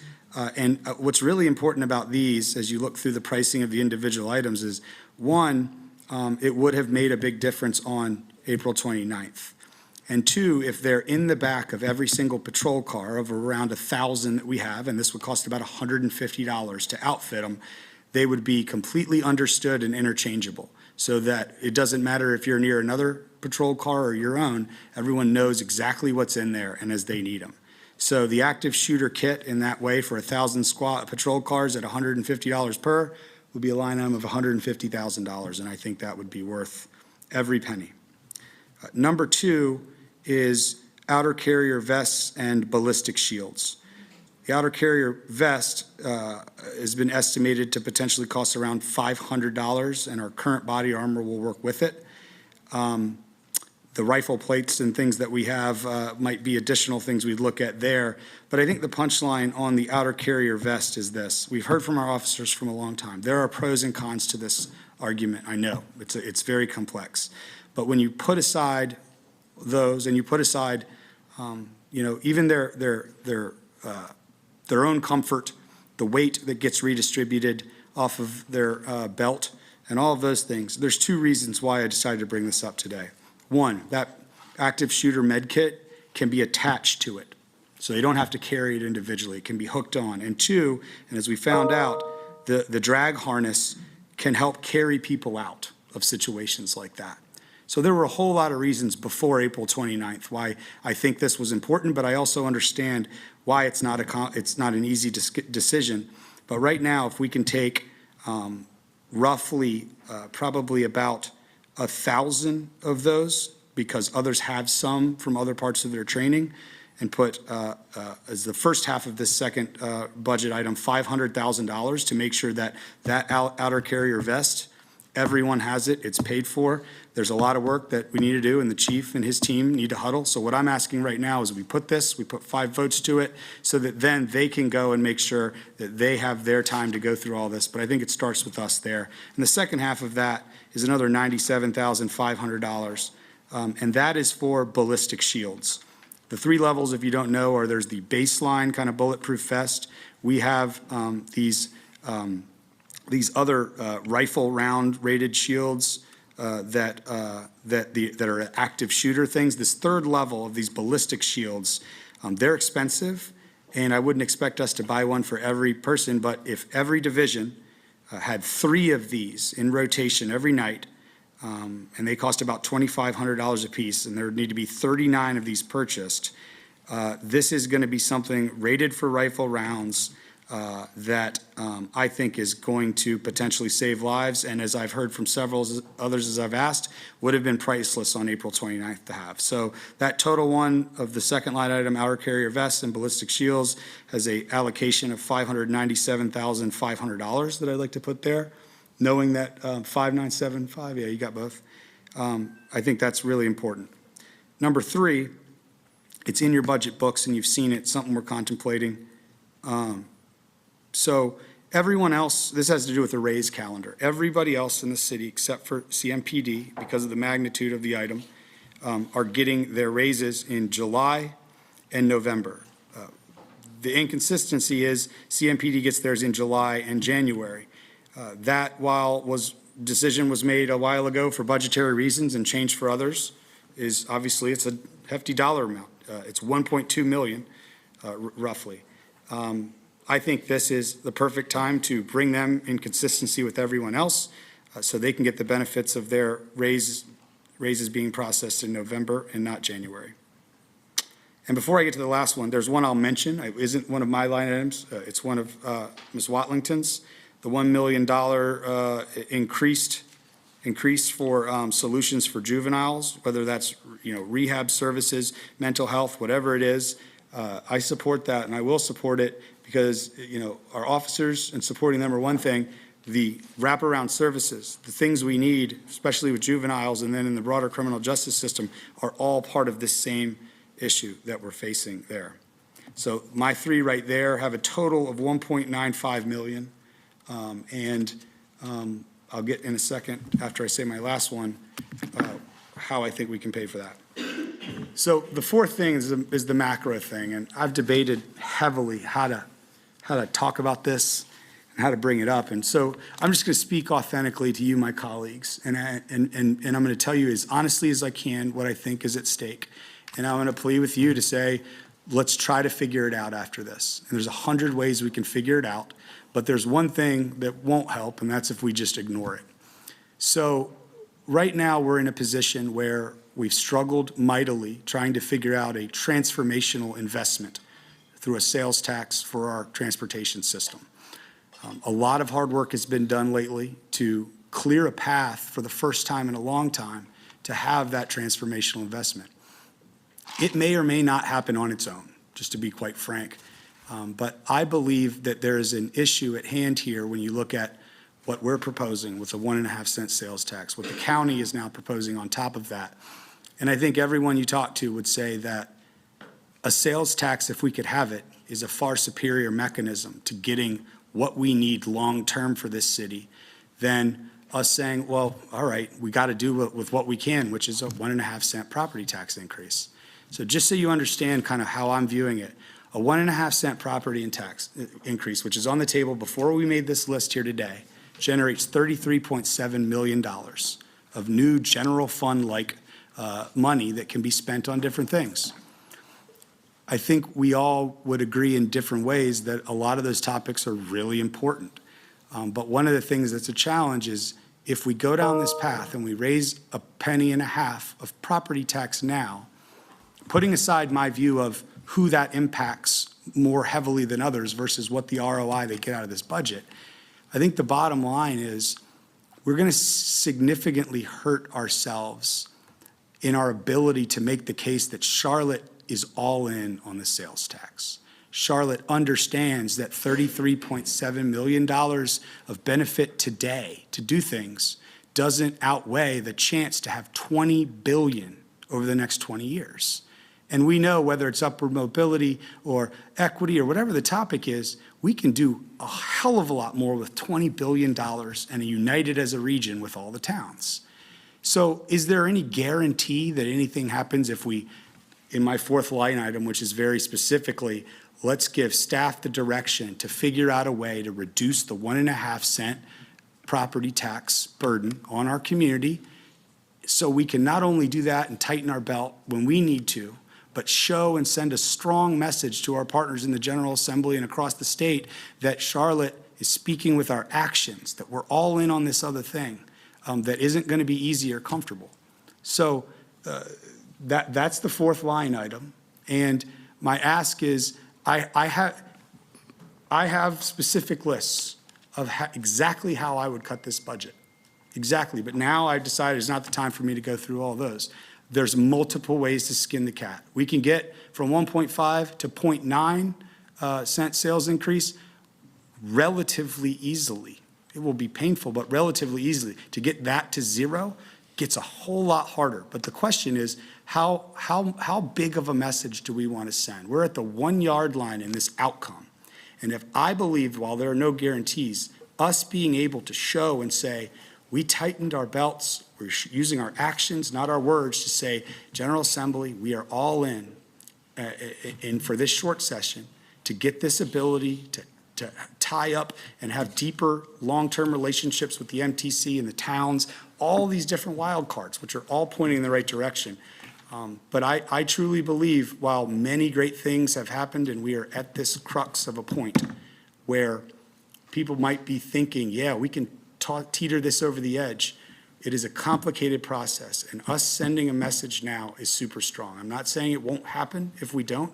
I'm saying that last line item is so critically important to giving us the best odds humanly possible to make it happen. So I've got ideas on how to cut that and the cuts that are there.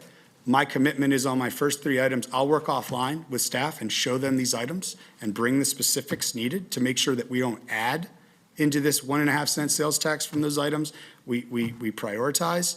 But I would just generically say there's a whole lot of ways that we can direct staff to come back to us with here's how it happens. And none of it will be easy, but some of it will definitely be possible. And we can work offline as council members with staff and together to figure out how we arrive at that number. I can't overstate the power of being able to send that message now and showing we're all in on the sales tax. We're all in on a plan to bring a transformational $20 billion investment into our community that properly prioritizes rail and roads and everything else, that properly sets up a governance structure between private and public sector and brings everyone together on the same page. This is something our children's children will remember us for if we get it done.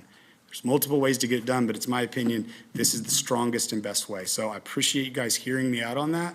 I really, really think it's important and think I'm doing my best not to show you what I want, but what I think I have analyzed is what we all need to get something done that we all agree with. Okay. Mr. Driggs? I'm sorry. What? I wanted to ask, to follow up questions to Councilmember Bakari. Okay. Thank you. I wanted to ask about the police protection gear. I don't know if the chief needs to come up or, one of the things I heard. I think we should probably have this conversation as a council, and then when Okay. we decide Well, to maybe, I bring mean, in it's a the chief. technical or tactical questions. One of the things I heard the chief say is that we didn't have vests to protect against the automatic weapons. So I want to know, and I was, like, that was so shocking to me that I don't think much of the public knows that our police officers aren't protected against these automatic weapons. Let me, because I went deep into this, and I think the Okay. easiest way to say it is, I'm bringing up that story as a specific thing of why this is important. From what I've heard, and again, we're not getting ahead of any of the analysis or whatever, I don't think there's anyone that's going to come at the end and say we were deficient in what we No, did. I'm not either. I'm talking. I just think there's things that we can do to know that this is a reality with these ballistic shields, with some of these other pieces of protection in the med kits, to make sure that we prioritize whatever's going to happen next. So just to clarify, I know you're not saying that, Yeah. I don't think there's any critique that we didn't have what we needed then. I think this is a wake-up call to say, here's what we need. We need to make sure we're equipped with listening to those people that are directly on the scene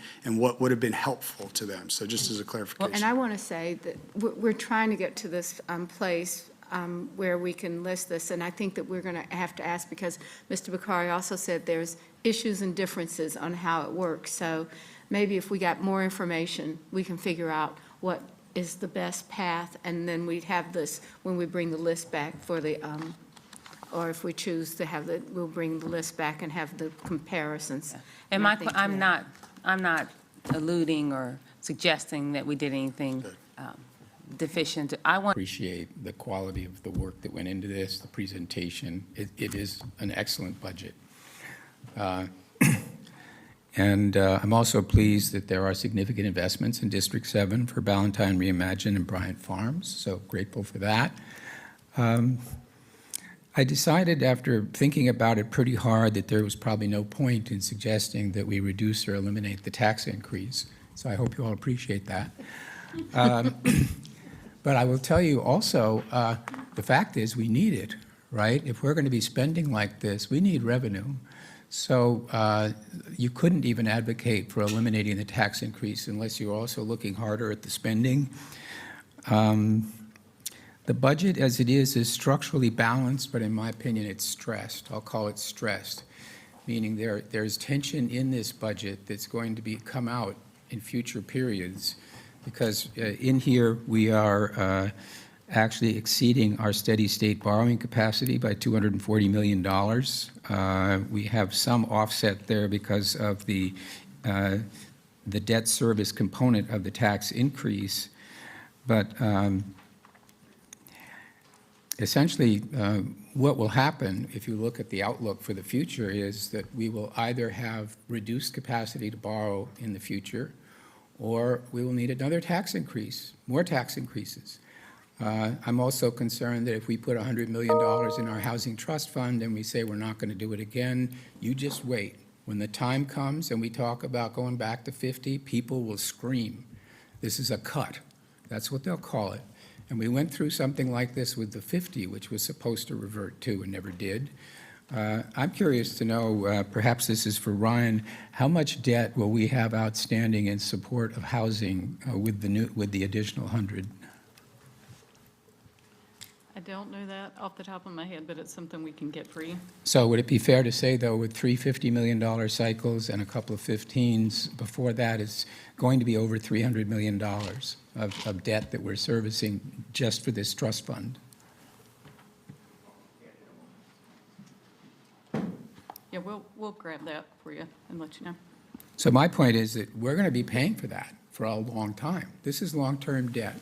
And what we're essentially doing is we're robbing Peter to pay Peter, because a lot of the people who bear that cost are exactly the ones who are hurting.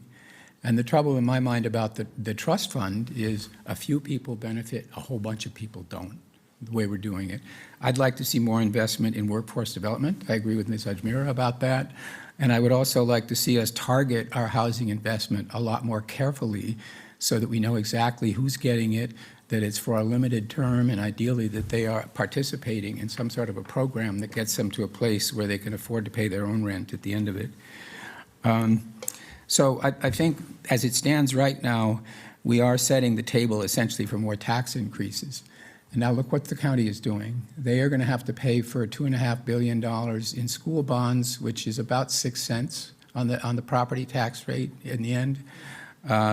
As Mr. Bakari pointed out, we're going to be going out and asking people to support a 1 cent sales tax increase that creates about $350 million in additional proceeds countywide. And Mr. Bakari mentioned the issue about the perception of the legislature. I would add to that the outlook for the referendum. I mean, people are going to be in shock because we will need more money in our property tax to cover everything that this budget has in it. And they're going to then get told by the county that that is going to step up over time for the schools. And so I appreciate the aspiration in this budget, but I think that we are kind of not paying our way. I'll just put it that way, and therefore I'm not going to be able to support it. I will mention a couple of things. I believe that we are going to be able to fund caring some way. Is that right? I would like to see us provide some support for caring, which is a nonprofit you may be aware of, but it helps people that don't have access to health care because they're not Medicaid eligible or they don't have insurance, And I think that's a critical part of our total commitment to people with needs. So I'd like to see us be able to do that. And again, if we don't need to put it up there because there is some capacity for it, that's great. The animal shelter, and Ms. Brown, at one time, we had committed $70 million to the construction of a new animal shelter. It got diverted because then we decided we needed a joint communication center, so the money was sort of moved over there, and then, and that didn't happen. So it's not clear exactly where it went, but I'm curious to know, is there anything in our capital capacity right now for the animal shelter? I know we So- have additional employees, I get that. Yeah, so the additional employees, we've put, I think about 10 million over the last few years to make the existing shelter better. Last year during budget adjustments, or maybe it was during a workshop, it was said, figure out how much it would cost to build a new shelter. So that's the path we went down. We sent information out to council a couple of months ago. It's a hospital for animals, essentially. It was about $200 million, which would either come from other priorities or would take additional revenue. So what we've done is we've, not hearing that there's full support for a cost that big, we've tried to shift to, if we continue operating at the current area, then what would it take to be able to have a satellite shelter, an adoption center type situation that would basically expand capacity overall? And there is $30 million of out-year capacity in our COPS program that could be used. But, I mean, just to kind of set expectations, even if there was construction dollars added to this budget, we wouldn't be far enough along to actually do anything in this budget. So, Mr. Bergman, we've had the conversation before, but I don't entirely agree with the logic that says just because we don't have $200 million, we can't do anything in the near term. And I believe there are investments we could make in facilities that would alleviate the situation at the animal shelter.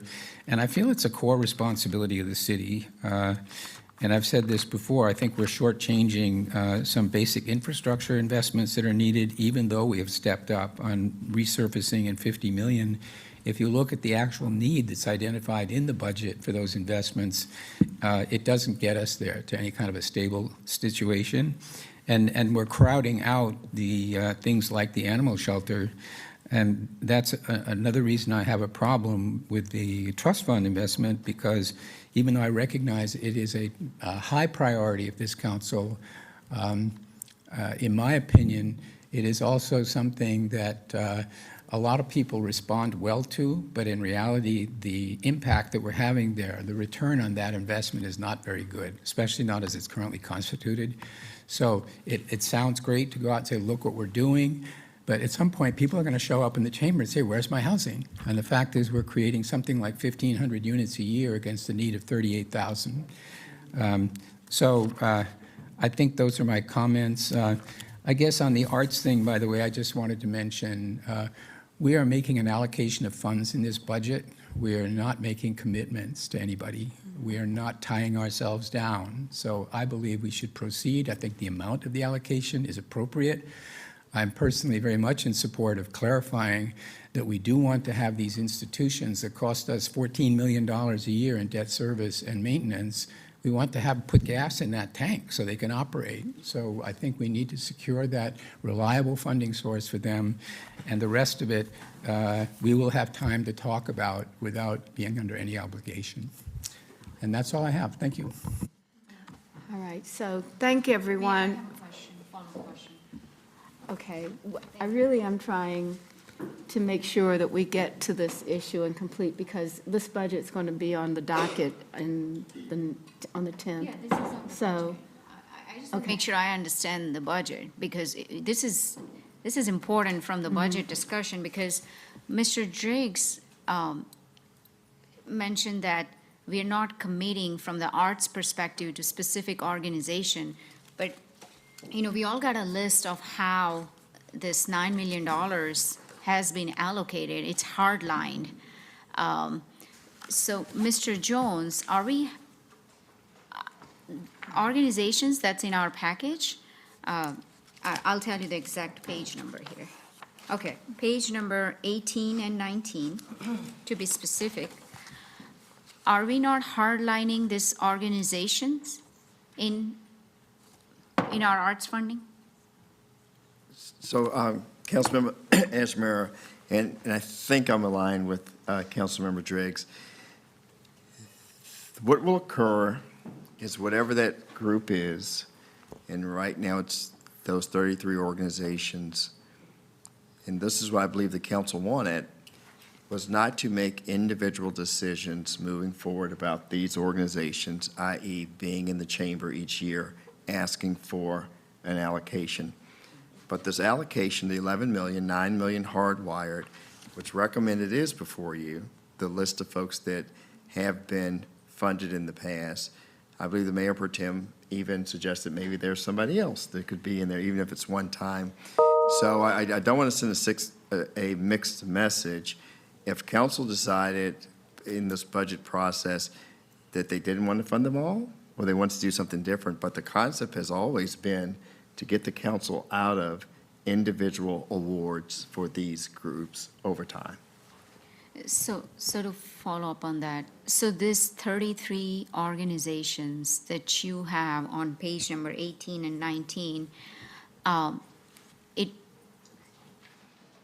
it's just, I would say could be considered, but that doesn't mean they'll get funding. Am I hearing? I would suggest that the concept is it would be this list, but during this process, if you change the list. Got it. We could change the list. Yes.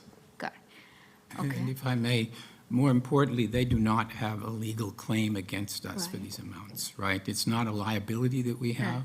So it's a statement of intent, and we have good reasons for wanting to go in that direction, but we are not excluding the possibility for further discussion. I understand that. So that's why, so I guess in terms of arts discussion, so the opportunity for us to change anything in this page 18 and 19, it's now, opportunity is now. Is that correct, Mr. Jones? Yes. Okay, so in that, I just want to make sure we somehow get, figure out funding for Boom Charlotte. Because I don't see that in the list. I was under the impression this was considered. For clarity. So, Councilmember Ashmore, so this list has been back as far as 2008, if not even before. So when you start to think of Boom Charlotte and some other organizations that have received money from the Infusion Yes. Fund, it's been outside of this list. It's been a part of the other, at that time, 8, 9, 10, 11, 4 million. So there is going to be funds for those types of organizations. And this is clearly the council's budget.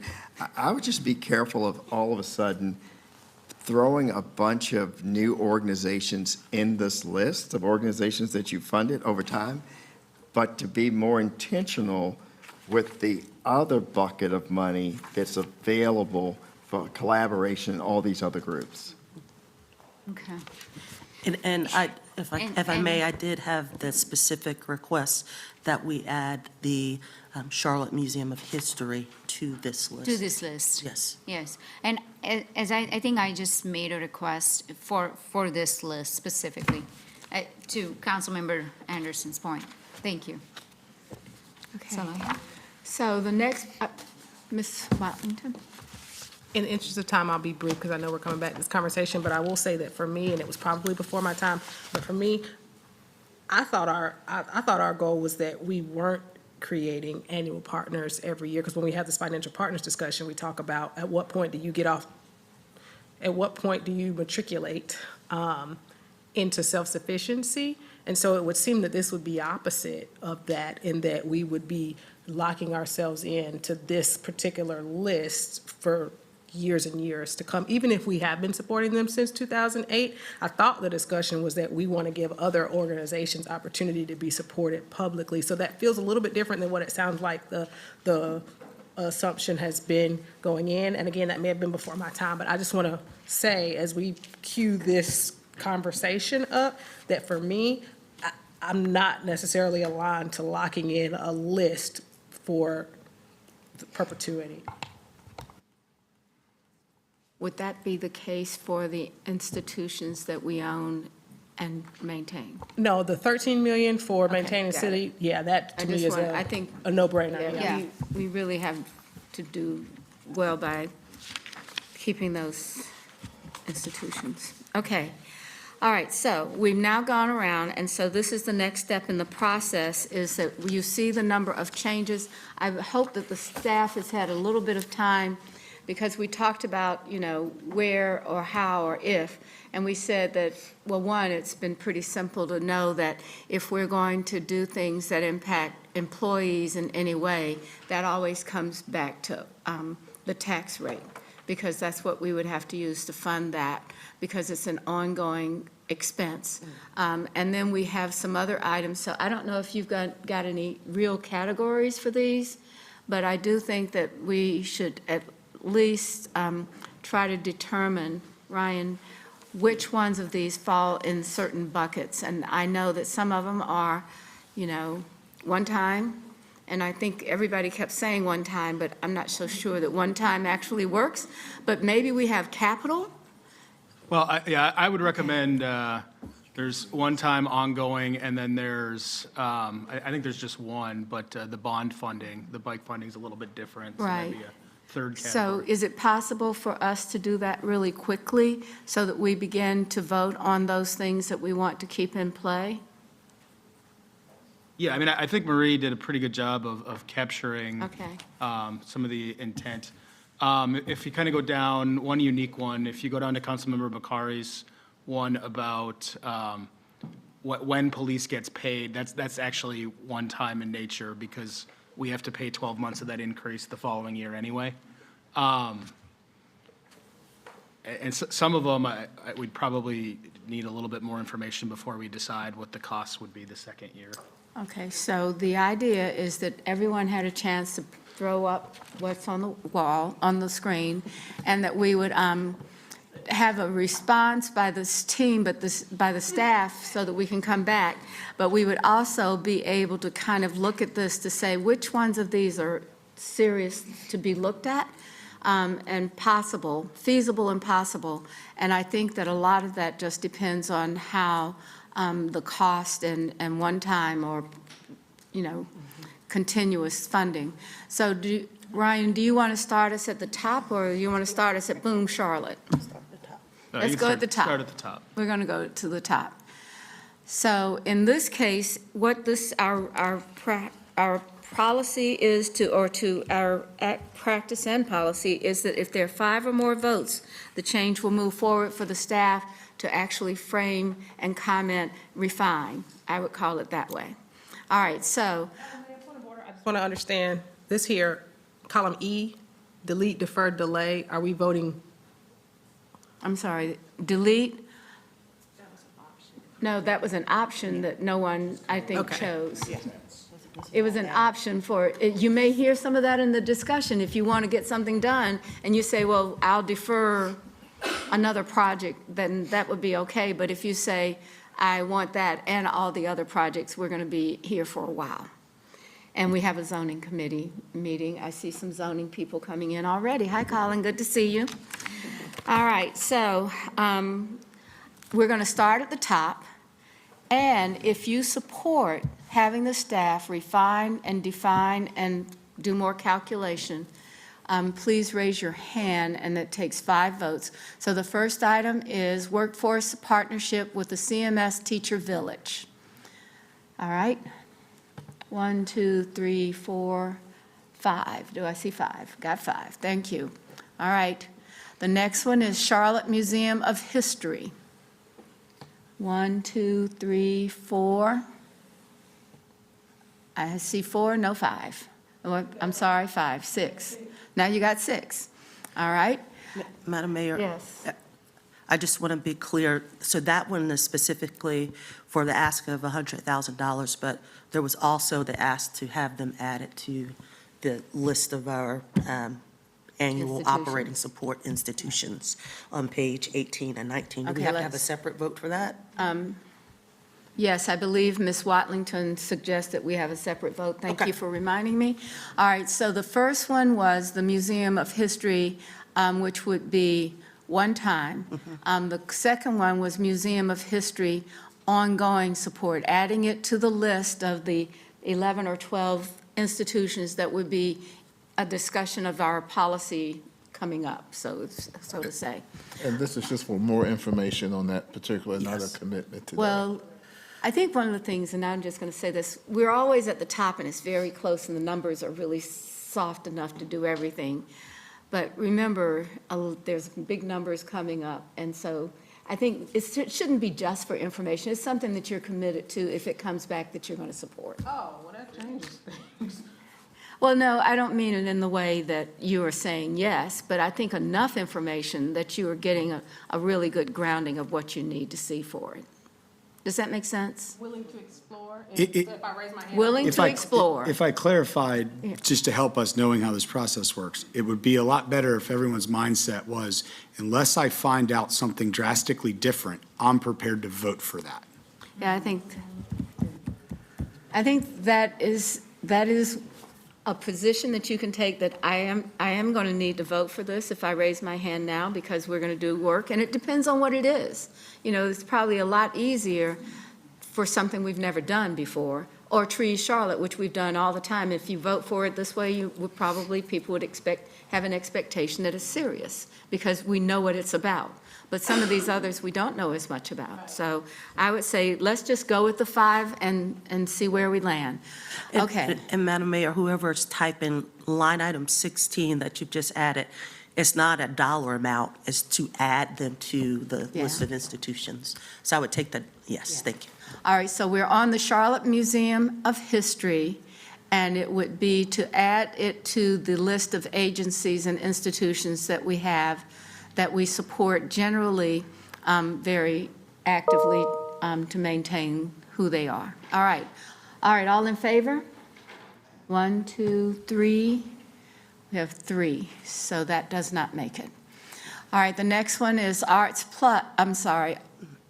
Plus Create Space for Artists. This is for $500,000, one time. All right? Clarify question? Mm-hmm. Is this $500,000 in this budget cycle, or is it a multi-year thing? Like, is This it is a spread out one-time. over? But I'm saying, One is it, time in this budget cycle, just Okay. one time. All right, so Arts Plus Organization, Space for Artists, one time. All in favor? one more clarifying question. If the 500 might not necessarily be the number, but I'd be open to a number, do I raise my hand? I think you raise your name for the 500. Yeah, I mean, it's the 500 that's being asked. Okay? All right, all in favor, please raise your hand for the Arts Plus. 1, 2. All right. All right, let's go down. Our next one is Home Again Foundation, $100,000, one time. 1, 2, 3. This is interesting. All right. Yes, a clarifying question. Ms. Just Mayfield. since we've gone through a number, Councilmember Anderson, can you tell us again what Home Again Foundation is? Sure. The Home Again Foundation is a nonprofit organization that operates here in Charlotte specifically to assist our residents who are homeless and unhoused. And so they build small houses, if you will. They have an entire area off of Statesville Road, and they build small houses that allow individuals to get off the streets and to help them with workforce development, et cetera. So they've been in the community for years, and they're doing incredible work. And I want to assist them as we are talking about other institutions that we'd all like to assist. And just one more clarifying question. Manager, can you please speak to this? This may not necessarily be a budget upper. It may just be an earmark within funds that are already programmed for general housing. Like if we find this somewhere, we already have $10 million in previous years from housing that have been allocated but not specifically programmed, and you can find $100,000 for this, we could do it. It doesn't necessarily mean that we're losing something or we're raising the overall budget. Is that correct? Yeah, I want to make sure I don't overly complicate it. I guess there are areas of funding that have not been totally allocated around like workforce development. There's $3.5 million in the proposed budget dealing with juveniles and crime. So there are places and spaces where things may fall into. Is that helpful? Yes, Okay. which doesn't mean a net increase of the budget. It just means an earmark. Ms. Mayfield? Thank you, Mr. Manager, for that clarification, because I do agree that I am aware and visited many years ago Home Again Foundation, but I think through our current housing trust, there's an opportunity there. I just want to make sure that we're identifying it for the right potential line item, because we also have a conversation of some one-time interest dollars that we haven't really talked about in here. That's going to be a separate conversation. There might be an opportunity there. So I just want to make sure we're having this conversation in the right line item as far as if this is something that potentially will become in our partners, or where this 100, without them coming to the table and putting in the ask, because they do amazing work and the impact is there. I don't know if 100, honestly, I don't know if 100 is enough for what they're doing, but we also have our faith in housing. We have what we're doing in that space. That can easily tie into what is happening at their organization. And that's what I think. All of these people working in housing and homelessness and all of that, at some point, they're all going to have to get in a room, and someone's going to have to lead an effort to say who can do what and best to deliver the services. So I don't know that this really makes a big difference, because at some point, they will have the opportunity to participate. And the question is, in this, will you get more information from the staff will call them, there'll be more conversations, and you'll have a little bit more of a report. So, Home Again Foundation, if I see, did we vote on it? Do I see 2 at the arrow, Hannah? Okay, so it did not make it. All right. We started asking questions. Okay, you started asking questions. That surprises me completely. Okay, so let's go back. It's a redo. All in favor, please raise your hands. Home Again Foundation. Home Again Foundation. Okay. 4. We have 4. 5. We have 5. Okay, let's go. Next one is Trees Charlotte. An additional $250,000 for, how much did they get this? How much did they get? Another 250, so it's an increase. One time. Well, To make it 500. it's $500,000 for this year. All right? All in favor? 1. We have 1. Okay. All right. No, so that does not pass. Okay, the next one is medical insurance for spouse dependents of city employees that die in the line of duty. And so this would be an ongoing expense that we would have to apply to the tax rate. All right? All in favor? Please raise your hands. I'm sorry. Question, what's the dollar amount? Yeah. We don't know. We'd have to find that out. Remember, this is, I did ask. oh, how Yeah. much? Answer. So this is very specific. This basically pays the employee portion. And so for a year, it's like $4,000 for the spouse, like $1,000 for a dependent. So thankfully, this situation doesn't happen too much. So it's not a significant cost related to the size of our self-insured health insurance fund. So I mean, if you want to put a number up there, it would be something like maybe $30,000. It would be great, I think, for the chief to tell us a little bit more. I want the staff, 30,000 it should go up there, and then I'd really like for us to talk about this, because all of us have seen significant efforts over the last, I mean, from people's mortgages being paid to all kinds of really, this town has been so very much supportive and strong, and I think we ought to look at get some information from CMPD and fires, how we do this, so hopefully, Ryan, if the vote is now on the medical insurance for spouse dependents, raise your hand. It's on page.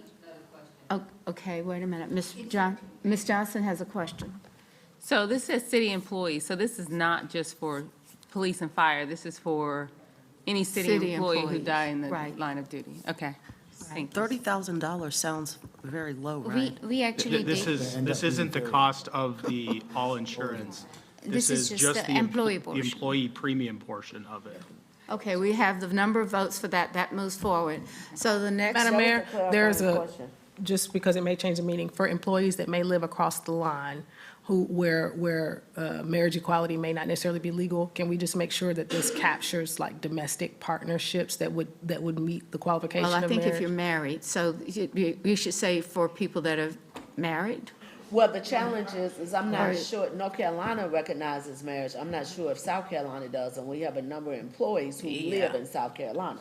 So we want that, if I'm Yes. correct, Let's- we're clarifying that it's for all employees and not for some, because some employees still, Right. if they are in I mean, you same-sex can live domestic, in they Raleigh. cannot. I mean, fine, it says all employees or city employees. As long as South Carolina recognizes same-sex marriage. Well, I don't Which is know a what different you would do. conversation. What about that are currently covered? Sorry, Marie, so what that would happens? mean anybody that's currently covered, they're Okay, I like continuous. that. Thank you. All right, thank you, Marie. Okay, all right. but- Okay, did we take a vote on this one? All right, so that passes with 8. Okay, let's go to we've, in-kind support, I'm sorry, 8 people voted support. How many? Wait, let's vote again. All right, let's vote, all right, for the medical insurance for spouse-dependent employees that die in the line of duty. Okay, Is that 11? Yeah, unanimous. yes. All right, now, let's go to the next one, which is Tree Charlotte with continued in-kind support. right, so this one is, if you look at our Q&A, we just want to continue that. So I'll tell you the page number here. Is this a budget Yeah, item? so Tree Charlotte was concerned about our current support that is retiring. So they wanted to make sure that in-kind support continues after their employee retires. So that's why that line item came about. Okay, all in favor of this one, please raise your hand. Evidently, Ms. Desmira said that there's an employee that works here Here. who's about to retire, and they do some work, they do work with Tree Charlotte, and they want to make sure that when they hire the next person, that someone's there to work with them as well. So it's on page 24, question number 34, under how is the in-kind support model changing for Tree Page Charlotte? 23, sorry. Page 23. So did I change? No, should be the same. It's 23, question 34. How is the in-kind support model changing? Yes, so that's, so we just want to make sure, I don't think you're not changing anything, it's just a new person, is that right? yes, we have a new person that we'll be hiring, so we want to make sure that person continues to support Tree Charlotte in helping us meet our 50 by 50 goals. Yeah, okay, all in. It is an operational issue. Okay, No, I think we do because the reason Tree Charlotte requested a higher amount this time, so they were getting $250,000 from the city of Charlotte.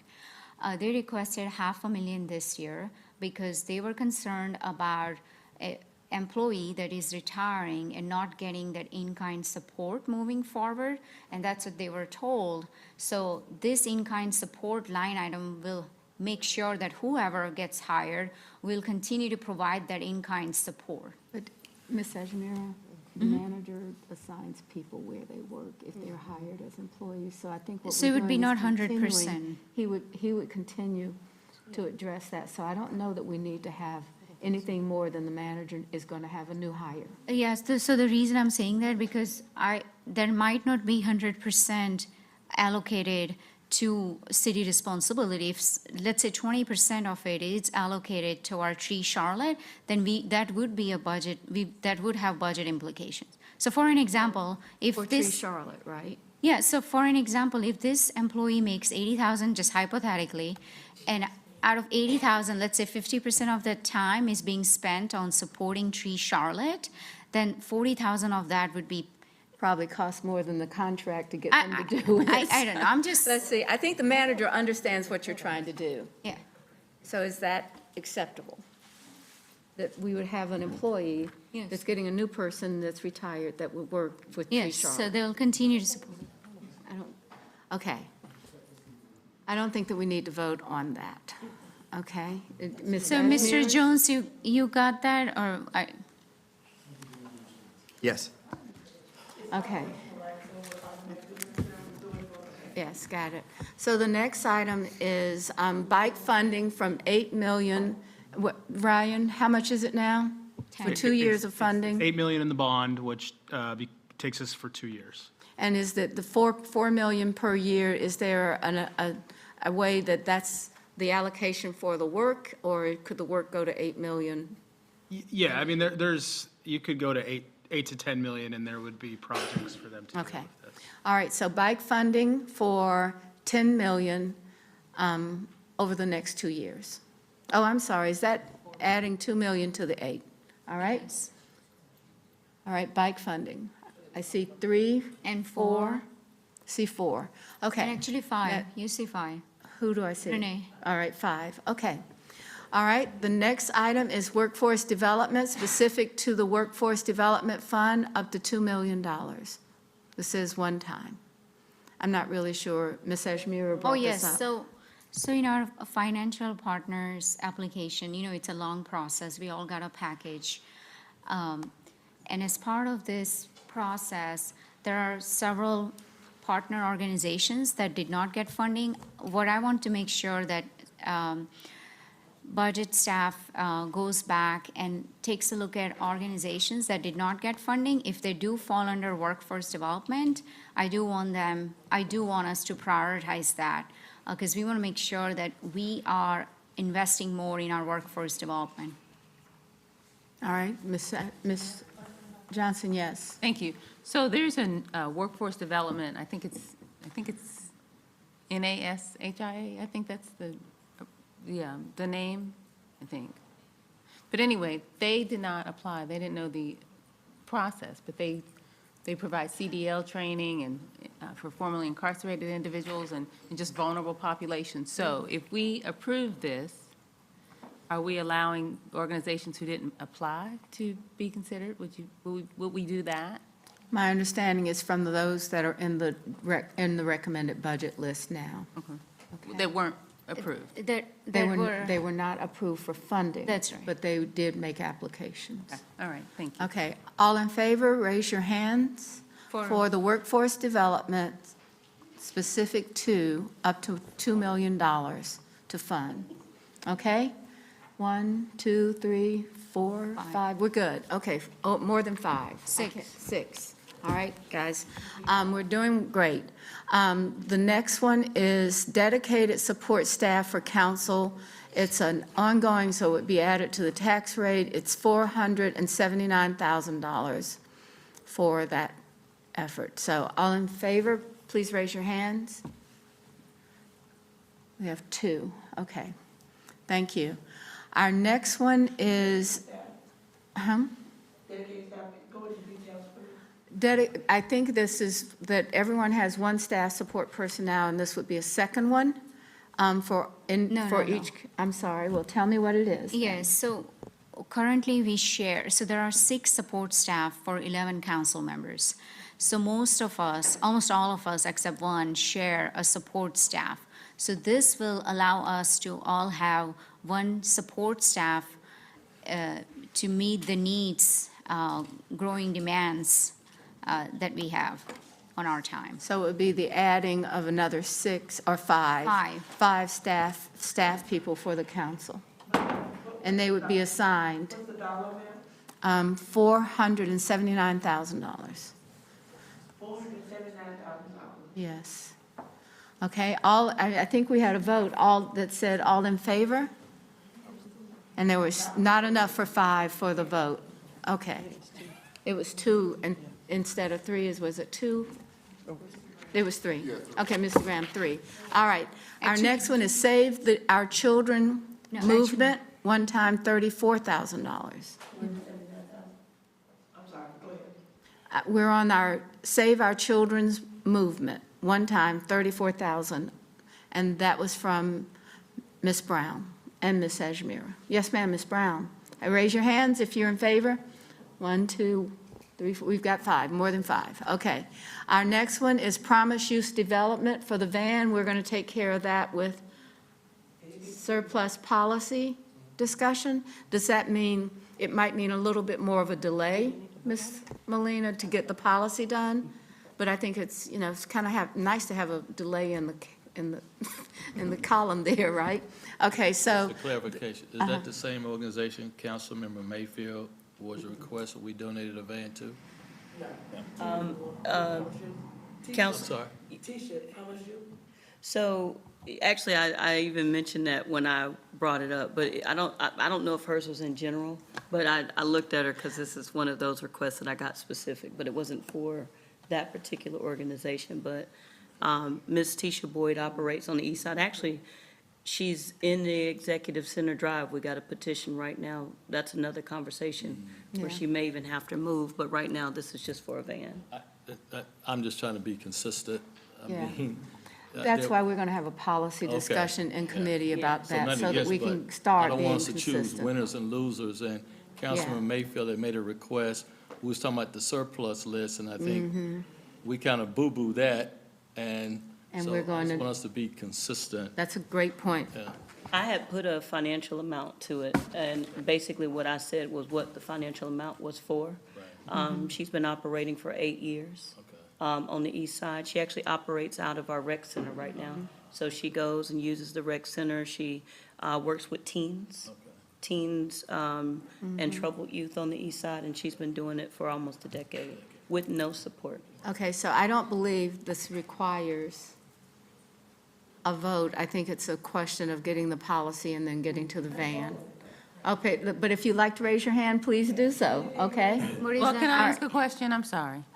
So there was a bus stop that was removed in front of the Federal Halfway House, and we had a meeting with CATS, and we were talking about donating a surplus van, possibly, as one of the options. So there is a process for that already through CATS, I believe. So, and I agree with Councilmember Mitchell as far as putting something in the budget and having winners and losers. Yeah. Can we find out what that process is? I think through that we CATS? don't have a process. We have the request that people can make, but we don't have a process, and the committee is going to do a process for like how to request something from the city as surplus property or for your van. It's going to be a process that we don't have right now.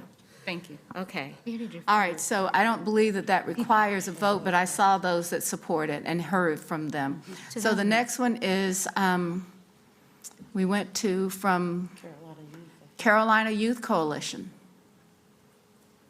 And that was also another nonprofit that's on the east side. The young man actually takes teens from local schools, and he takes them from college entry through college. Yeah. Okay. All in favor, raise your hand. We're voting on getting more information Yeah, to just more fund information. Carolina Youth Coalition. Yeah. Okay. And I right? actually already requested that staff reach out. They already are in Yeah. conversation with them as well. But you'll get more information for the next round. All right, all in favor? Uh-huh. We're voting on more information versus The funding. putting the interest out to say, give us more information so that we can get a dollar amount. Well, the best thing that we have is to actually ask about the dollar amount and have the information as well. So that's what it is. So it'll be the cost of, they'll explain what they do and the cost of what they want to do, and that would be the report that we would get. Correct. So therefore, I'm asking, why are we voting when we don't have a dollar amount? Only thing we need to do is to nod to staff, yes, go do this. That's what we're trying Because to it takes vote 5 people of council to support it. So all in favor of that, please raise your hands. Okay, that's more than 5, right? I saw 1, 2, 3, 4. 1, 2, 3. Did I see Ms. Johnson? I just want to, because I think about, there were a couple here that because of the specific dollar amount, I did not raise my hand, but I would be open to a dollar amount. So if you're better off not putting the dollar amount, because you'll get it explored, that Right. feels a little bit inconsistent. Well, You know what I mean? I do know what you mean, but Yeah. I don't think that these other numbers are just out of the hat. I just don't think we have the complete numbers, but most of these numbers are pretty close. Okay. So, I I just mean. don't want somebody to get And if dinged it's because they radically look different, like we can this. start talking Yeah. through it. So, all right, I am really sorry, but I'm going to ask you to raise your hand on the Carolina Coalition, Youth Coalition. You got 5. Okay, thank you. The next item is expand the CFD budget to end off-duty training, pay for all training. All right, all in favor?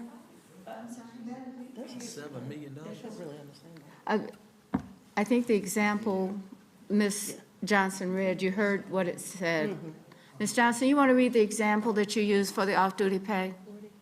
We all received the emails, numerous emails, but I'll read it again. Let's see. Okay, my understanding. All right.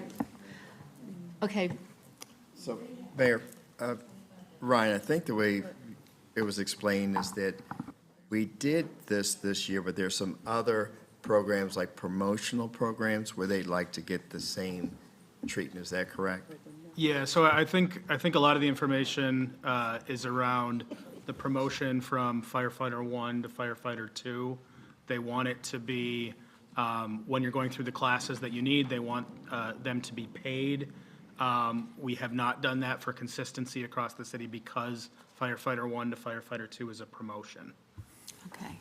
All right, so, I'll just say that I've been on council since 2019, and every year the firefighters come to us and talk about inequities in pay.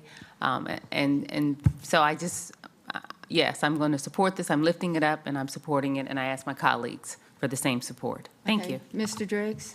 I just want to say I have a concern about negotiating labor relations directly between council and the fire department. I believe we should act on recommendations from the manager who's responsible for overseeing the staff.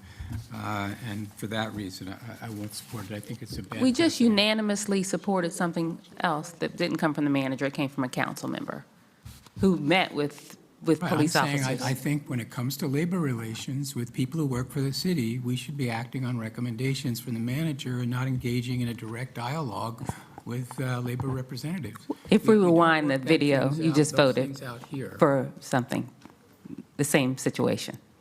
I mean, I have a lot of history about, with the fire department and their demands, and I really think, and particularly in this case, it's critical that we let our management and the leadership of the fire department work things out and make recommendations to us, on which I'm very happy to act. But I think the idea of us responding directly to input from employees is a bad precedent.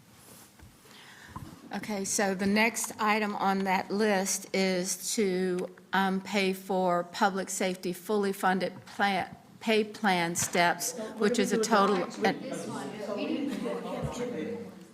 Okay, I'm sorry, we did not vote on the off-duty training, pay for all training. Raise your hand. 3, okay, thank you.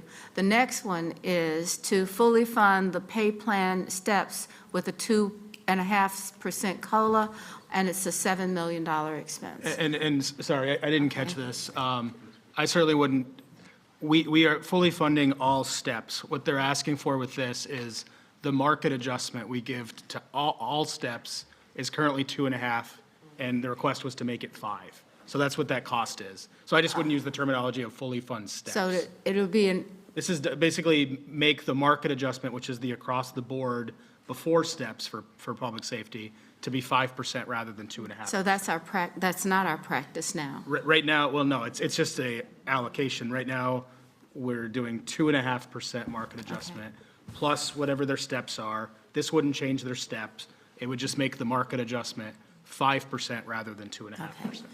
All right, Ms. Mayfield? Question, thank you, Madam Mayor. Mr. Jones, I did have a chance to speak to Chief Johnson over the weekend. I believe the question for you, in the budget proposal that came from Chief Johnson, did it ask for 5% or did he support this 2.5? Because what he shared with me is that he got almost everything that he asked for. Yeah. Emphasis on almost. Yeah, So, this is, I guess, the complicated conversation annually. So we have a public safety pay plan group that we work with. And we try to do a good job of understanding what the needs are. And we try to come up with a plan that we introduce to you, which I think, Ryan, is safe to say this was consistent with our conversations? Yeah, I think to answer your question, I'm very confident that Chief Jennings and Chief Johnson would love to get as much money as possible for their employees. But we don't, directors don't necessarily make a request of across-the-board salary. Okay. That's a citywide decision based on resources, everything else that we're doing. So there wouldn't have been a request from Chief Johnson specific to this. Okay, and we're saying if we were to move with this additional 2.5, which would bring them to a total of 5%, that would be an additional $7 million increase. Correct. So this would, if you did this, all police and fire would get a 5% increase, plus they would get a step increase, which for most at this stage is 5%. And with the exception of people at the very top. And then we've done some things this year to expand the top for those people as well. So it's very complicated, but basically the best way to describe it, like a fire engineer and a fire captain, they would get this market adjustment, plus they would get their step. So you'd add them both. At the very top, a engineer and a captain would get this, plus we increased their pay 2.5% outside of this. So firefighter twos just received this, and people don't like coming in my office because I make them go to the whiteboard and I explain it, but it's kind of hard to do it explaining, but this is just one piece of their salary increase. It's a market adjustment, and it's the step. They go all together. right, so let's go ahead. You see it on the list for the fund. quick, order of magnitude, $7 million equates to what from a tax increase standpoint? Like 0.3125. I'm not a computer, it's just, it was, Okay, no, I don't want any credit. So those of you that want a 1.5 tax increase, I want no please credit, raise I'm your not a hand. computer, it's the same as the ARC, that's why I knew it. Okay, all right. All in favor, please raise your hand. So 2. Okay, thank you. The next one, again, I think addresses, some of this is just, I think, from the email that Ms. Johnson read to us. It's the the compensation for mandatory Kelly days, and that's $655,000. And I'm sure that the same complications and the same kind of system issues. So all in favor of the compensation for mandatory Kelly days at 1.5 rate? Okay, 3. All right, so let's go down to the people's budget, which is, I think that was a guess number, Ryan, was it? Or has someone done the analysis? Yeah, no, this was asked during budget or the Q and As that we did. So we did do analysis on what this would look like.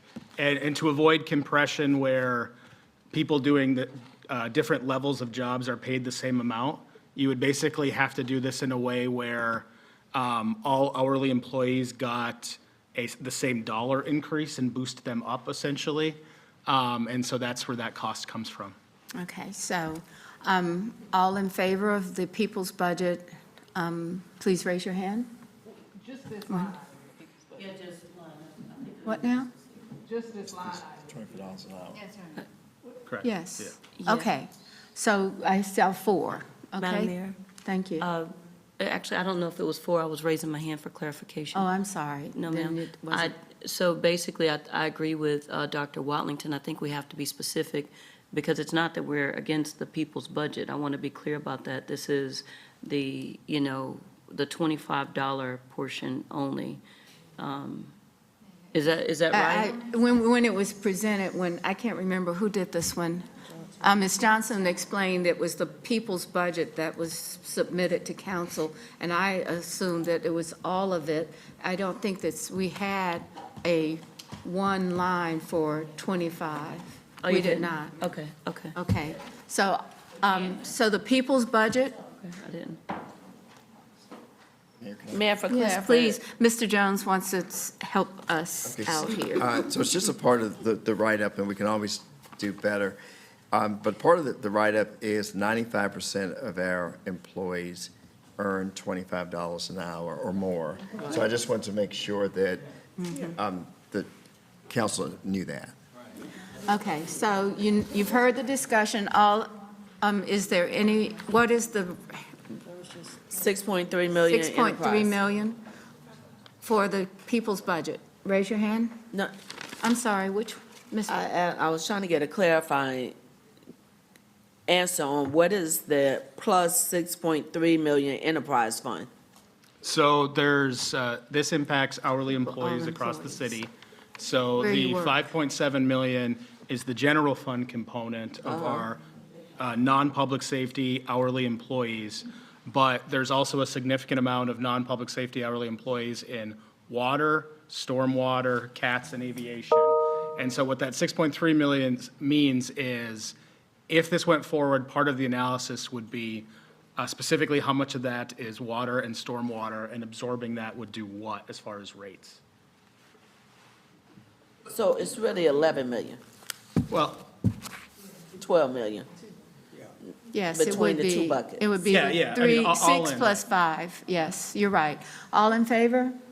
Okay, next, go to the next item, which is the 401K additional 1% for, We didn't vote on number 31. Yes, we did. yes, we did. I just asked people. Okay, I know. Oh, actually, I raised my. All right, 2, 3. Thank you. Okay, so the next one is the 401K, an additional 1%. It's 2.2 million on top of the existing raises. So, okay, all in favor? 1, 2. Anyone else? 2, I see 2, 3, okay, thank you. The next item is Keep Charlotte Beautiful Fund for $250,000. This is additional. Additional. What I'm saying, additional to the Keep Charlotte? yeah, McLaren? this is an addition, so To make it there was 500. 250,000. Already allocated. Councilmember Johnson said to make it 500,000, so that's just the difference. I said 250 million. It would be $500,000. Madam Mayor, if you Yes. would allow me to, thank you very much. This is a bargain. Raise your hand. No, I just want to clarify really quickly, because I feel like a lot of us can relate to this request across the city. And I'm coming back to something that Dr. Watlington mentioned earlier. If we didn't specifically have a number in there, I think it would be a little bit easier for some of our colleagues to say, let's explore this, right? To have, not to discount your ask, but just to make sure that we have full consideration and more of a consensus from, our colleagues, and that, this is something that's important, that's been lifted up to us multiple times. My hand's going up. The city need to be beautiful. I don't care what it is. I agree with you, and it's a shame that we don't have the kind of I get labor. it. The things that has really changed for Keep America Yes. Beautiful has been the ability to have more people hired. It is very tough. I mean, It is. I was driving through, over on Brookshire, and it was Sunday, and they were out there with tractors and, all those things. I just don't know how you get enough laborers to do the work. I volunteer to clean the city, Possible. so. Well, we do have the volunteer services. Maybe we ought to do more of those signs to say, please sign up to clean this lake or creek or whatever it is. So I think that. But Mayor, if I will, if I can, one of the things that this does, we contract with the company, I think it's called CTE, it's the Second Chance Yeah. Employer. So this is twofold. It keeps the city beautiful. And It- Second Chance three, Employment. yeah, threefold. It funds a nonprofit organization and also gives individuals who have difficult time finding Yes. a job. So to that end, Right. if we were to look at something like, to that end, if we were to look at something like this, Keep Charlotte Beautiful may not get 250 additional dollars, but I would be happy to, $250,000 to support a workforce development program. But Right. does that mean it comes out of the other 2 million that we already said we were gonna explore for workforce development? You see what I'm saying? Yes, I completely see what you're saying, and it does apply different ways, and it's, where do you get, if you're doing this, you probably don't get the enthusiasm, but you apply the other place and you probably do. So Exactly. it's just, So do we just It want to is. call it litter cleanup? Because it's not Well, necessarily. Call it workforce development. Workforce development to just specifically put it to back- go to CTE for litter cleanup in District 4. okay, all right.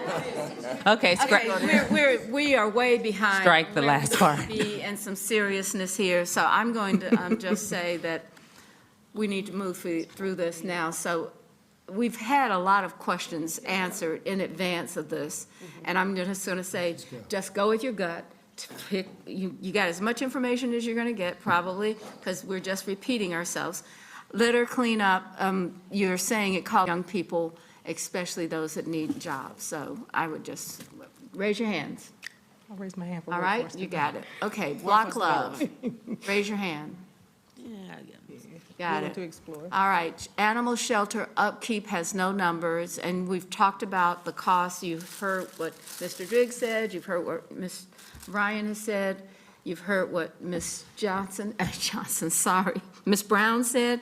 So where are we on that? I think it's a little bit more in-depth because this is all happening as so many people are adopted animals, and so people are just leaving them alone now. But this is a hospital, as Ryan says, so I think this really requires some more depth. All in favor? Okay, more depth on it. Okay. The next item. It passes. Huh? Yes, it passes. More depth. Okay. Okay. I got a question. Can you shout the number out for them after you vote each time, so they can jot it in? Raise your hands again. I saw it was more than 5, so 1, 2, 3, 4, 5, 6, 7, 8. Yeah, for more depth. Okay. City employees, that was Ms. Brown, and I think we covered that with the 25. We covered them, but Okay. I'm missing one. I don't see Save Our Children movement. Was it up there somewhere else? Yes, it's, Oh, sorry, I didn't see Yes. it. Okay. all right, so let's go down. We're now at the evaluation of revenue substances. I think that that's something that we can probably do for the council could have at the next retreat, because it will take that long to kind of get a really good idea of how we stand. So we're on item 37, Charlotte Black Film Festival. All right? Now? Yes, that's a, 1, 2, 3, 4, 5, 6, 7, 8. The parentheses or no? What? It says initially, one time, 287, ongoing from hospitality and tourism. I- Moving I forward. support the one time. I think we have to have additional questions about the, Well, you get additional all of that. conversation about You the will. HTA. Yeah. And I would encourage That's you to how we have vote on additional it for one questions as time. soon as the reports With come the out idea to of talk about saying- it, because when we add this up, it's going to be a lot of money. So somewhere, we need to start thinking through that. Okay, the next one is we've got the evaluation. Arts, we know we need the deep dive. We're still working on the model. Review current projects, that's, Yeah, I just need to understand what we already have in the What we kitty, have, because some of right. this stuff might fall in there. okay. And police and fire efficiencies, I don't know what that was. So what are we doing with 38 through 41? We deleting them or we keeping them there? I hope the Their assumption is that we're conversations. gonna get this data, It's data, it's not a request for the budget, it's a request to get some Oh, data. just information? but it may Yeah, become. Sorry, it's, yes, it's Yeah. been a Sorry, long Mayor. day, guys. It may become. It's been a Yeah. long day. And the analyze the taxes, another one is just a request for data and a report, as well as the deep dive into how do we have tax structures. So But there are a just to lot be- of conversations around that. Just to be Yes. clear though, Madam Mayor, because what I don't want to have happen is the next time we meet for straw votes, we say, well, that was just data, and it doesn't, there may be some changes that we would like to make to the budget on account of this data. So I just want to make sure that, like, I'm not just capturing this here for a future policy discussion. What I'm saying is like, for instance, for the housing, for the police and fire efficiencies, for example, chief might come back and say, Eureka, we had an increase, because of technology advancement, we've been able to reduce our cost on this particular side, right? Ryan, I think Ryan wanted to address you. Yeah, so I think this has happened in the past, where the things that move I know what forward time for it vote is. with dollars, Believe me, nobody we knows. of course will evaluate, but then we'll also attach a Q&A to it and get as much information as we can in a short Correct. timeframe for the ones, for the policy-driven ones. And a lot of times it's going to be where we are now. We're not going to be able to start a whole new process or anything, but we'll get you whatever information we can between now and the 30th. And so I just want to make sure that these are still on the board for discussion. I think they are. right. I mean, we're not erasing anything, we're just putting a number beside those that have voting. Okay. All right, so the next one is juvenile justice support, $1 million. All in favor? Just to be clear, that is what I was hoping to earmark for ARPA interest. So if we're not talking about ARPA interest today, then. Not today. So So you deferring that? We can put defer ARPA it. interest in there, because I know that's a separate process. It I is was a just looking separate at that. process, so it would come back when the manager comes back. Okay, the next one is Hearts for the Invisible. So are we voting for that on juvenile or not? We're having the ARPA money, the manager's gonna do that as a separate Okay, system. All right, so the next one is the juvenile, let's see, where, our Hearts for the Invisible. Okay, I missed that conversation. yeah. Okay, are you supporting it? I'm good. Yeah, all right. So it's 5, yes. Our next one is storm response, tree removal from private property for Charlotte residents so that they can see that we provide services like this to them. All right, all in favor? Manager, that one can actually fall under the same conversation of the ARPA one time, because it's just a one-time allocation. I put it up there to get it in the room, but it definitely belongs to ARPA, Okay. ARPA conversation. All right, you, Mayor. expectations of support for bike lanes, code enforcement. I don't know what that, I can't, Ms. Mayfield? Oh, that was just a follow-up to the Okay. request from earlier. All right, active shooter kits. All in favor? One, two, I mean, three. well, no, I think, no. It's just some more information. So that is unanimous. Kids That ain't going what to- he said. He No, said he that's- has it. No, He said he has it. Oh, okay. You already have them? We do have shooter medical kits. We don't Exactly. have, it requires training to go with the officers as well. So we can use more is what, I think that's what probably the conversation. There are some things that exist. This is to make sure there's a consistent, complete product in every single squad car. It Mayor, won't I think exceed- it's We more will get more appropriate if we info. hear from staff We will than get more. directly from a council member who's been negotiating labor. All right, so the chief will come back with a report that will help us in doing that. The next items are outer carrier vest and ballistic shields. Can you combine those areas in there, chief, and get back to us? Okay. All right. Sorry, are we voting on these or not? Are voting that the chief will do the report with I the am voting budget in the office. same way everyone else has put their items up here to see that there's council support for staff follow-ups. Yes. And everyone thinks it's real funny. I don't know that that's really accurate, Mr. Bacardi. I don't think everybody thinks this is funny. This is too serious. So all in favor of these police issues that we've talked about for active shooter kits, outer carrier vests, and ballistic shields, please raise your hand. Okay.